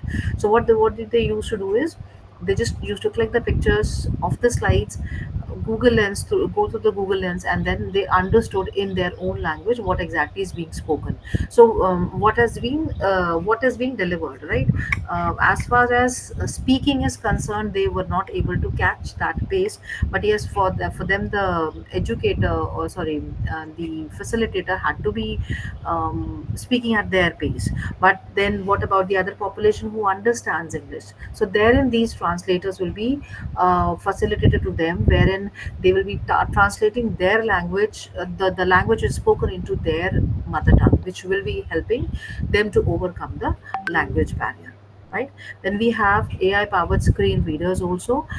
JAWS is there, NVDA is there, which are with more natural and human like voices, which have made learning, the digital textbooks, they have made them more accessible to visually impaired students. So they speak, they're the screen readers which read them, which read. So we've talked about students who are hearing impaired, we student talk about students with language disabilities, then we've talked about students with um, which cannot see. So there are students are visually impaired students. So the screen readers are there for the visually impaired students. Then we have the language, the voice recognition tools like Google Projector, the Euphonia, Google's Project Euphonia, which adapted to a typical speech, enabling these students with speech impairments to communicate more clearly. Right. So had it been there at that time, I would not have got any issue in making those students understand and making those students, the Chinese students, communicate with us, because there are certain countries wherein their mother tongue becomes prominent. Unlike India, which has a multilingual culture, and English is something which may be understood across, if not 100%, then somewhere about 60 to 40 to 50% people understand English in India, right? Then we talk about the adaptive learning platforms, adaptive learning systems. Some everybody knows that the projects that have been, the names which have been highlighted on the screen: Coursera, Khan Academy, Udemy. You have Imbibe, you have Newton, you have Smart Sparrow. All these tools are the AI enabled tools which provide the adaptive learning. Now, how do they use AI for the adaptive learning system? They are using AI to adapt the pace and difficulty of the content. So, for the neurodiverse population, this will be somewhere a real boon to make them to facilitate them to learn. So, content modification as per the learner's ability to deliver, right? So, they are using the AI algorithms to personalize the content delivery. And especially when you talk about the neurodiverse learners or those who are struggling with foundational skills, the first time higher education learner also, they could be the one, the first generation. So they this, which could mean a difference between disengagement and persistence, which actually makes the difference between disengagement and persistence. Now, how do they do this? For example, let's say if you are taking a maths course, and in maths what happens that you are good in geometry, or you are good in algebra, and you are not picking up pace with geometry. So what will be the platform doing? They will be coming up with a pace, they will be coming up advanced question in the area you are picking up, and somewhere the basic question, the contemporary question, making you more to clear your foundation in the area where you are not picking up the pace, right? It could be also the way that let's say you there a test is going on, and you are consistently you're making mistakes. So what happens is there, some questions are repeated. You take a test on in biology, and there is one question that you answer wrong.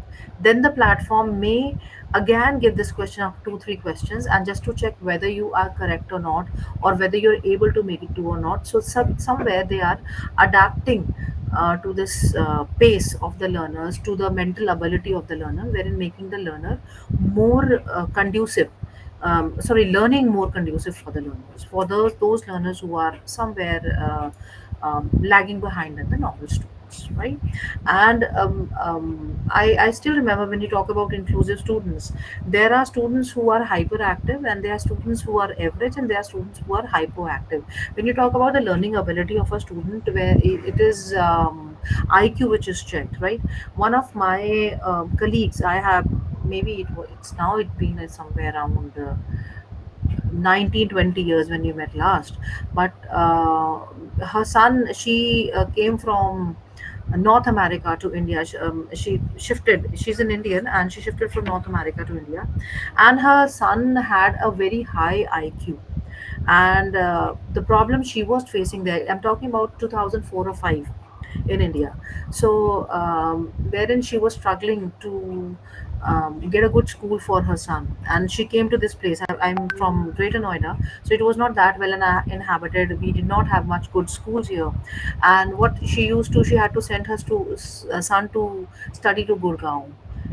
Commuting would take around 2 hours or so. Since she shifted to that place, finally, what happened? Her son faced some of the um, uh, discrimination amongst the student also, that the student said actually the teachers thought that this the student is not very active, or student, the teachers not able to gauge the competency level of that particular child. And she was somewhere, she felt very sorry, and she had to send her son back to America.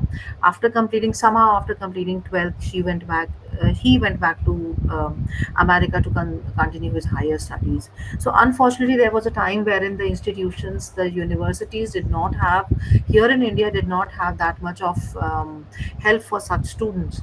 But thanks to the technology which has helped us develop our practices, and when you talk about institutions, I've named a few institutions here on the screen also. One is of course in the US, Georgia State Universities, which also deployed AI contemporary practices, and that helped the students to reduce the summer melt. Wherein what happened is, the first generation learner, this was the problem with the first generation learner, with was the problem with the students who were not very well off, and somewhere with the low income people. they introduced an AI enabled chatbot that was Pounce, which was deployed to answer all the queries of the students: how to fill the form, how to submit the fee, deposit the fees, or anything, what exactly query they were having. So, especially for the students who were the low income background, from low income background, or the first generation students. And how did the system tap or gauge these students? They were nudging into the forms which students have filled up the forms, and which forms are incomplete. Therein they were nudging them 24 by 7. SMSs were were being sent to the students, and therein they were somewhere focusing on how to get them enroll in the course. And there was this reduced summer melt. It's a very common phenomena wherein the students, when they enroll them from 12th, from to the colleges, to the graduation colleges, and they do not report in the fall. So that is why there's a very common phenomena called summer melt. And the students, they were admitted back to the college, and dropout rate was quite considerably reduced. University of Tokyo, which has developed AI tutors, which was specifically designed for visually impaired learners, right? In India, you talk about IITs. We've got IITs who are working tremendously well in terms of AI enabled learning aids. Bhashini is one of the initiatives that, of course, done by India, wherein AI driven translation tools will be delivering higher education content across 22 plus languages. Because I think we are the country which having maximum languages, regional languages, and which is spoken every other state or every other district, we've got different language, right? So this ensures that language equity happens in the classroom, and IITs are working tremendously well on these initiatives. Then we have University of Cambridge, which had piloted AI driven translation and captioning tools, which improves inclusivity in lectures. Arizona State University, which adaptive learning systems, resulting in high retentions and engagement scales rates. University of Hong Kong, which implemented AI chatbots for student support, enhancing accessibility to service. So these all aids wherein they all come into the rescue of the students to in terms of higher education, and by the institutions and university which are being employed by these institutions, and which remind us that AI is if AI is integrated thoughtfully, then it can be a true enabler of inclusion, right? So these AI enabled adaptive learning tools, they don't just personalize education for efficiency, but they make education accessible for those who might otherwise fall through the cracks. And the system meets learners where they are, not where the syllabus assumes they should be, right? Actually, these tools help us, and the learners should be at their pace, at their learning pace, not exactly where what we have set for them, right? And discussing about the research insights, we've discussed plenty of AI tools where which have helped the students retention, which have helped the students in gauging the content, which have helped the students in understanding the content, and these all the adaptive tools that we have discussed about. And if we talk about the research insights, so what does the research tell us? That the retention and success has happened. All these AI based early warning systems, they have identified, or they can identify the students at the dropping out risk, and they have an accuracy of 85%, which is allowing the institutions to intervene and early of course on an early mode, at an early stage, and support learners proactively. The language equity is one of the evidence, is one of the areas wherein the studies have showed that the real-time captioning that we've just discussed, which improves the students in not only with hearing, the students with not only the hearing impairments, but the students for non-native speakers also. So it's not only about the captioning may not only help the students. Let's say I am there's one student X who is impaired in hearing, and there's one student Y who is not impaired, hearing impaired, but is having a linguistic issue. So captioning may help them both in different ways, right? Neurodiverse population, which is very much being talked about these days. The organizations are doing well, a really good job including neurodiverse population. In fact, neurodiversity is one of my areas of research as well. So, wherein learning also has to be taken according to the neurodiverse population, and the adaptive learning that we just discussed, that these platforms, they have shown increased engagement for the students with ADHD and dyslexia, so which offers them flexible pace and multisensory inputs. So now when you talk about, the research has told about that how has AI integrated platforms tools have helped them, these students. And but here again we have the critical side that AI does not work alone. It is not a standalone tool, but it has to be integrated into the pedagogical design and institutional strategy, right? And who is foremost comes the faculties, the trainers, the facilitators. They should be trained in the learning mechanism, in the teaching mechanism, how they are going to use these um, tools, especially the captioning tools. And the institutions should also be building the policies to use these tools to the best. And the trainers should also foremost go for the inclusivity, wherein inclusivity should be becoming systemic and not incidental.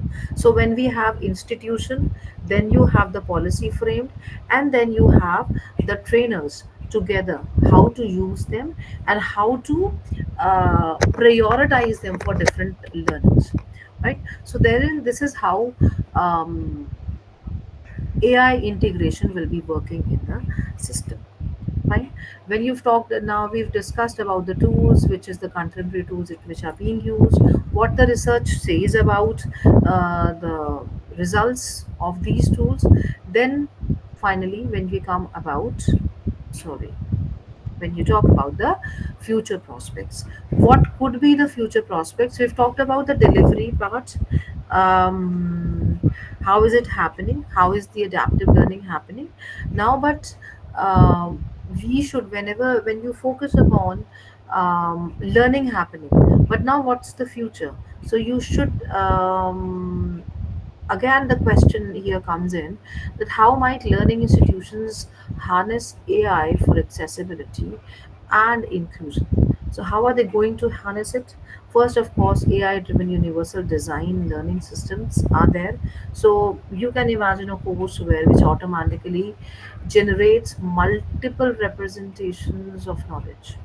It could be one system which could be having multiple representation. It could be text, it could be audio, it could be visual, it could be simulations to fit all the learners, right? And the interactive models, all of them are one by one particular model, right? And which is making content accessible to all learning styles. We talked about different platforms. There are some adaptive platforms are there.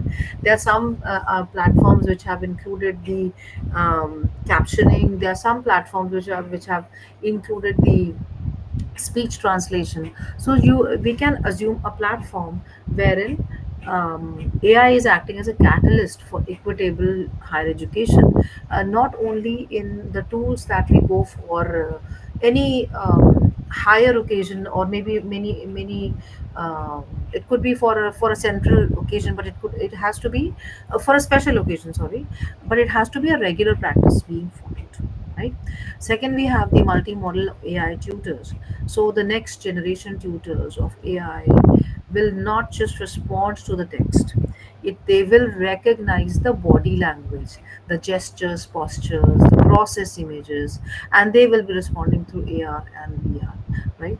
This is opening entirely new opportunities or possibilities for learners of various needs, right? So text may not have those emotions, but these AI tools may have the emotions. They are recognizing what gestures are there, and then they are processing the images, or they are giving their output as per desired outputs, right?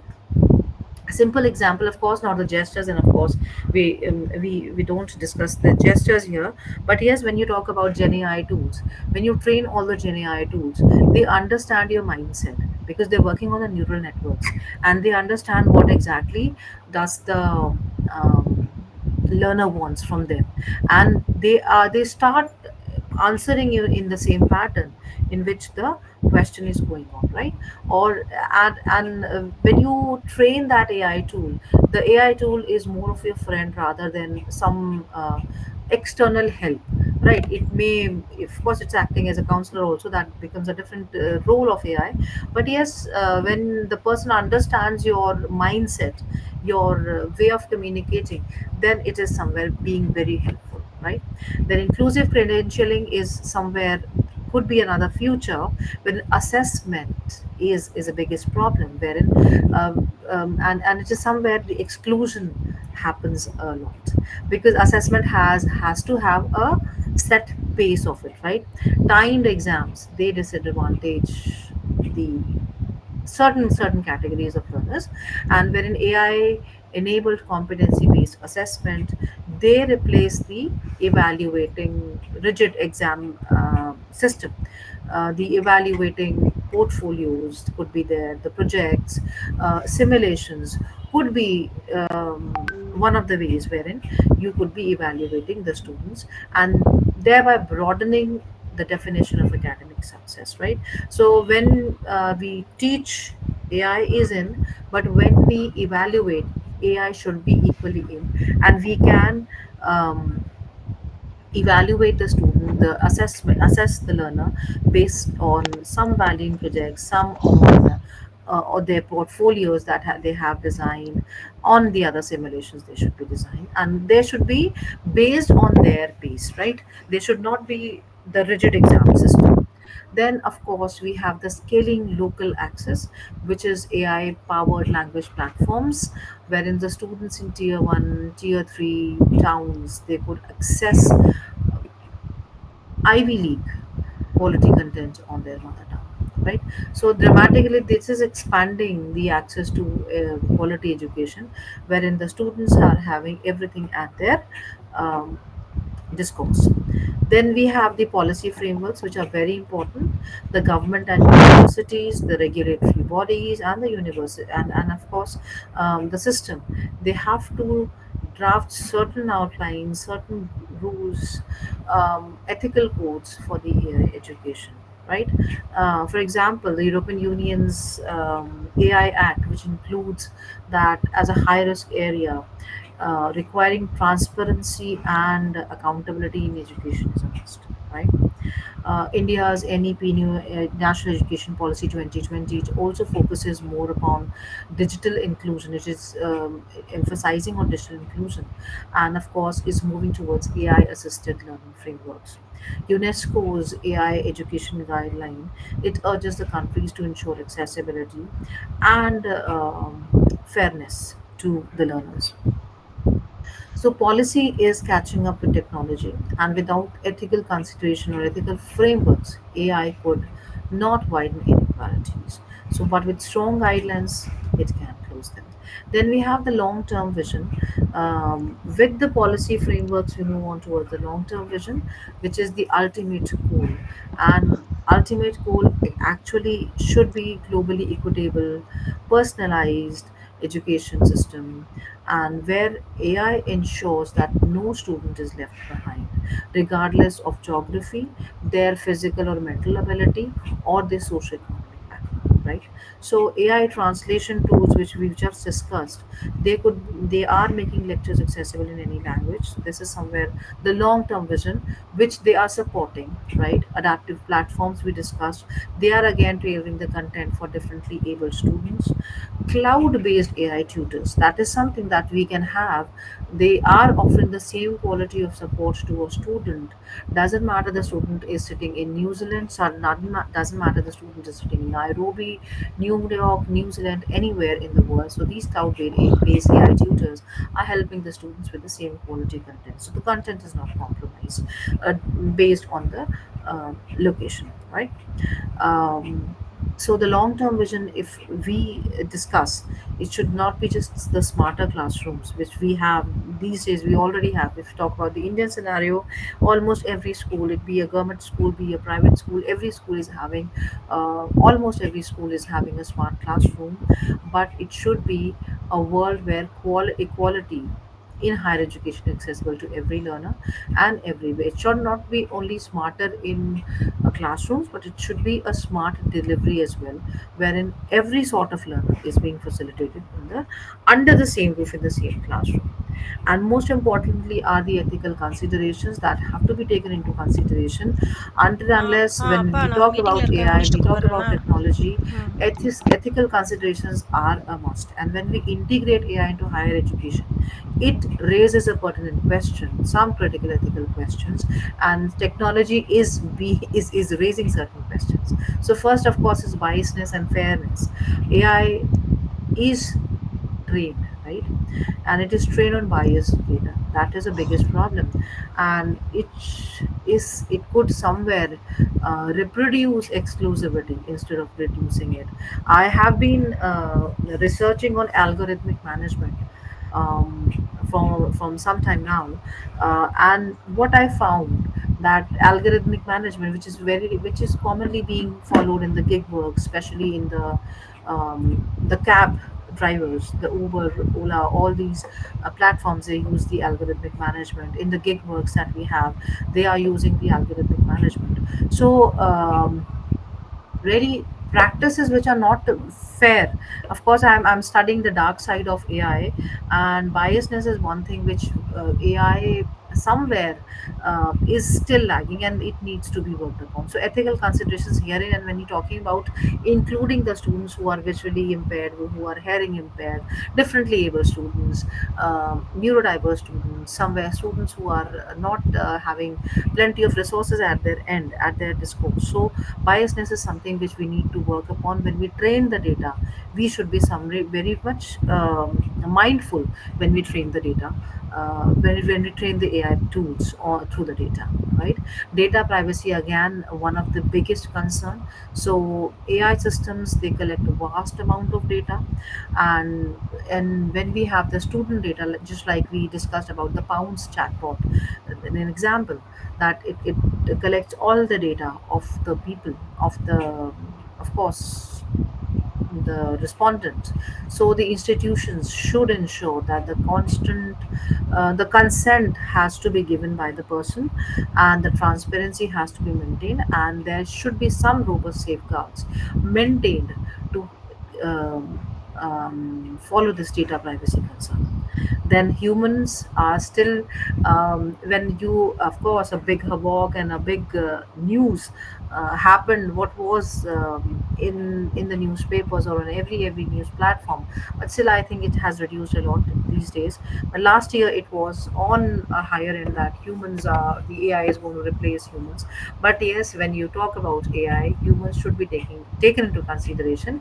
AI should be empowering us. AI should not be replacing the educators or the students, right? So AI should be somewhere to empower us. And now somewhere when we have started learning AI, we feel empowered. We feel that no, AI is not going to take the jobs. But yes, it should be somewhere that human beings are considered, still considered, and especially when it talks about the education system, faculties, the teachers are considered as prime, not the AI. It should be the prime, right? And then equity lens has to be there. The guiding principles should be there, that AI should serve the most marginalized first. So when we talk about the biasness and fairness of data, so wherein when you talk about equality or equity, then AI should have this thing prominent in it, and the platform should have that they should be serving the marginalized first. So as the institutions, we should not only adopt the AI, but also design governance frameworks that ensure that AI is used ethically and inclusively. And finally, when we move towards the end of the discussion, so the closing call is call to action, right? So, wherein we should be auditing our gaps, where will be I will be leaving the forum with three thoughts, wherein we have to audit the gaps. The institution, as institution, you should be auditing which students are being excluded, right? And which students are, what is the reason to exclude them, and where are we excluding them, on what grounds are we excluding them? Is it disability, is it language, or is it access? So as an institution, first of all, we should be auditing the gaps. Until and unless we start from here, we're not going to integrate AI in the education system. And all the talks will be talks only. They will be all in the books, on the platform, on the discussion forums, and they could not be implemented successfully. So first of all, auditing the gaps has to be there. Then we have to start small. And when you start, all of a sudden when you start big, um, chances are rife to get backfired, right? So whenever we are starting with AI solutions, you have to have the pilot AI solutions. We have to have them at a smaller scale, and then we can scale up depending on the success. Because when we have them at the smaller scale, we can know what exactly are the drawbacks, where we need to furnish, where we need to improve, where we need to gauge more things. So everything comes into picture when we start them at a smaller scale in one section, with a small chunk of students, maybe on a smaller, not making it a regular activity, maybe a little, maybe on special occasions we can start with this. So captioning, translation, all these adaptive learning platforms, they should be started at a smaller scale, and then we can scale up building. Then we can build the faculty capacity, of course. We can build the infrastructure, which is very important. I'll just give you an example. When just once when we started, my current institution, we started with the language lab quite a few years ago, and thinking that it is going to help the students with lesser knowledge of the language, right? English language lab. So in order to make them smart, in order to make them learn language better, so what we did, we had the entire setup made for the students, for the batch and everything. But what we forgot was, how are the students going to get time to implement that? So therein it failed. First semester it failed. Then we started off with what exactly went wrong. And we started off with one section first time for a month. This section is going to implement, we're going to implement it on one section. Then we'll be going to the another section. Then we'll be going to the another section, because a huge number of 900 students was difficult to cater, and therein the problems came in. So when we started at a smaller scale, we identified the problems that we encountered, or we could encounter in the implementation, successful implementation of the system. Then next year we paced up, and then it was for the entire batch. So because we identified what the problems are going to be there, right?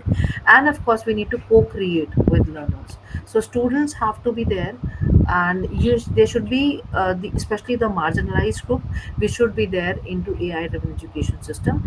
And when the students are taken together, because see, education is a student driven platform. When you name it, you name any institution, any successful institution or big institution, it is the students who are who bring the change along with the faculty. So you need to have the creation done along with the students. Not only the faculties can take it, and of course the students who are at the receiving end, of course, who are the ones who are we who have been thought as the receivers for this particular engagement, right? So therein the true test of higher learning institution comes in. When in the AI era, we will not have the advanced, will not be thinking on how advanced our technology is, but we have to think that how accessible the education has become. So when we audit our gaps, when we start at a smaller scale, when we involve the learners, then only we will be um, having a change scenario, a different scenario.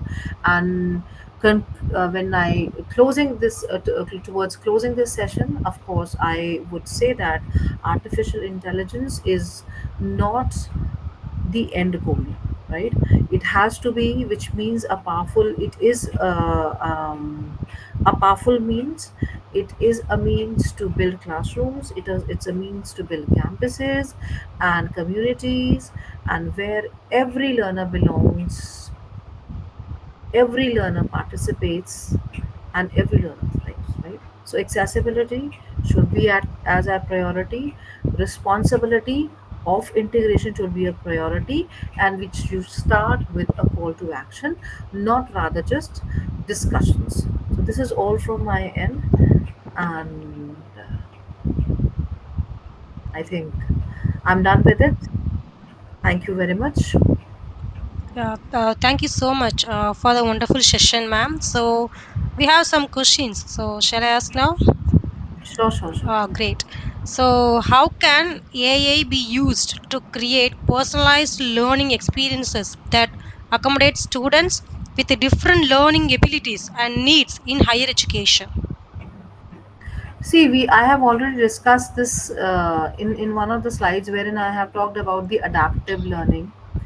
I'll just come to that slide first, and then we'll be discussing it. Adaptive learning tools that we have discussed. We have discussed the speech translators we have had with us. We have the captioning tools we have. So all these tools could help the students with different abilities, and when we think of integrating them all in one, with this could be one of the future prospects of the education system, when we can have all the tools at one place, and we can cater to all differently able students at one end. So could be a student encountering the language barrier, the student encountering the neurodiverse thing, the learning capacity, or maybe the gauging capacity is lesser, right? Or it could be the student who is not well versed with sorry is somewhere visually impaired. So all those students, we can have those tools which we just discussed. They could help the learners to gauge what exactly is being taught. So when you talk about adaptive learning, these are some tools that we I just discussed. For example, Byju's was also one of the platforms which started adapting, which adopted the adaptive learning platforms. Um, Khan's Academy is again another example. We had some international global examples also. Newton is one of the examples. The Sparrow is also one of the examples. So wherein we can Smart Sparrow is one of the examples. So wherein we can think of imparting the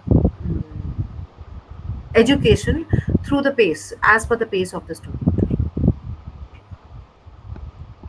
Oh, thank you, ma'am.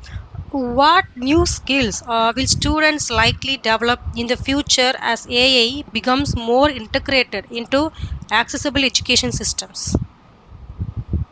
See, upskilling is, of course, has always been the priority or prerogative of the governments, of the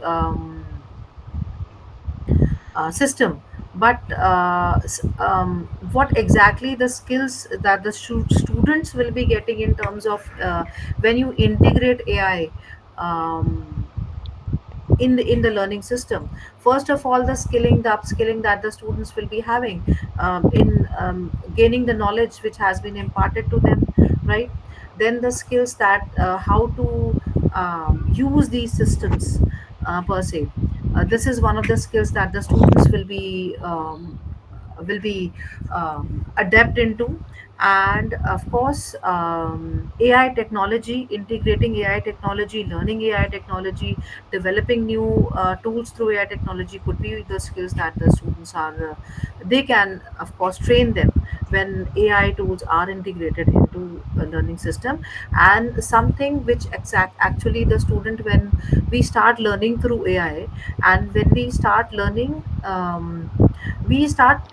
mindfully through AI. Something that we enhance is in sharpening our inquisitiveness. So more inquisitive you are, more sharp you are, and more observant you are. So this is one of the skills that AI will be helping us and helps us if we use AI mindfully. Oh, okay, thank you. How might the role of teachers and administrators change in higher learning institutions as AI takes a more active role in making education inclusive? Okay, when I we discuss about inclusivity, first of all, not let's keep AI aside. First of all, the human concern comes into picture wherein the students, when the teachers are dealing with the differently able students or students with some shortcomings that the as a normal student. First of all, the human concerns comes into picture that as a teacher, we should be the facilitators. We should not be the teachers only. We should be acting as a facilitator. Then, of course, when it comes to AI tools, integrating the AI tools, our perspective, our vision should be clear as to what are we going to impart, what is our motive, what is the reason or what is the objective of imparting or involving this integrating this AI tool into education, right? So when we first the objective becomes clear, your emotions are set prime that these are your learners and you're not going to act as a teacher only, you're going to act as a facilitator. So these two, when these two goals are set, then the next thing comes in there, and you need to adapt yourself to the system, the technology. You need to adapt yourself to the technology. You need to be well versed with the technology, and you need to be, as a teacher, you need to be more competent in imparting and making the learners comfortable with the resources. So as a teacher, prime these should be the prime goals, wherein we should be making AI tools or integrating AI tools successful in the higher education learning. So we should not be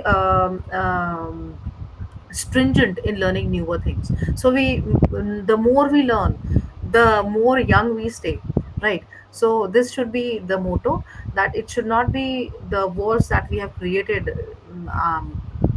around us. We should be breaking those walls, that yes, this AI is the new thing, and as discussed very commonly these days, that AI is going to take the jobs, then AI will be going to take the jobs of those only who are not going to learn this technology. And otherwise, you'll be redundant. Okay, okay. So, what challenges and ethical considerations should institutions anticipate when implementing AI to ensure education remains fair and accessible to all students? See, ethics, when technology comes in, ethics come very, they become very prominent. And data is one of the issues, one of the prime issues, wherein the organizations should take care that the data is not being shared, or if the transparency is being maintained, that where what is the use being carried of the data. Just an example, not of course related to this topic, but yes, just an example. When we talk about the technology, let's say we make a login on any of the AI tools or any of the tools. You log in through Google, through any tool, and they say, they give you an app option. Either you register, you log in, you create a login for yourself, or you can log in through your Google account, right? So when you talk about Google account, when you click on the Google account, it clearly mentions that this information is being shared. And of course, for what purpose? It's written in the policies of the platform provider, right? So therein, data sharing should be of the prime concern, that people should be aware of. Then it is when you talk about the specially abled people, then understanding the gaps. When if you're not able to identify the gaps, how are you going to integrate, for whom are you going to integrate these tools, and especially which are targeted for inclusivity. For normal population, you have plenty of AI tools, but you need to target the inclusivity also. So therein you need to think that you need to see that where these tools fit for yourself. Do you have this population? So you need to audit the gap. You need to see um, that where exactly are you going to justify with this thing or not. And mm, something which is very prominent with AI is the biasness. So I am a researcher in biasness, in studying the dark side of AI. So biasness, because it's AI works on data. They are being trained on huge data, and if the trainer is not biased, ultimately the result will not, the output will, also will not be biased. So biasness is something that needs to be taken. of. We need to be taking care of, when we have audited the gaps, we have identified the gaps, and we need to be taking care of that.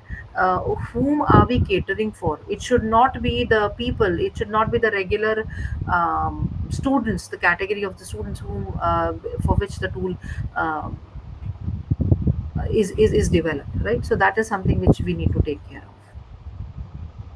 Okay, so thank you so much for the useful answers. It's really helpful. I hope everyone was able to follow along and get a clear understanding. So now I would like to invite Dr. Shirley to deliver the vote of thanks. Hi, Shalini. First of all, very nice to see you after a long time. Long time, yes. And thank you so much for that powerful keynote about integrating AI for inclusive and accessible education. While I was listening to it, because we use these kind of things in New Zealand, and we have a lot of I would say different strata of students. So some of the things which you mentioned, I'm going to take that back to my classroom and uh, teach my fellow educators over here how we can, integrate AI. And I really liked how you highlighted how the technology can break barriers and create opportunities for learners who are often left behind. And your work reinforces the belief that true innovation is measured not by speed or scale, but by true inclusivity and impact. And I'm so grateful for these inspiring session. Thank you so much, Alini. Pleasure. Yeah, okay, actually, it's awesome. We have successfully completed our second session as well. So, my dear friends, and we will see you all for the afternoon session at 3 o'clock. So, please make sure to join 10 minutes before it start. So, a big thanks to Dr. Jyotsna Haran and Dr. Shalini Sharma for their amazing sessions today. If you are interested, do join us for the afternoon session too. So, we will be sharing the certification and memento later, ma'am. So, guys, enjoy your lunch and we will see you back for the afternoon session. Thank you. Yeah, thank you, Thanks a ma'am. lot. Thank Thank you you so so much. much. Yeah.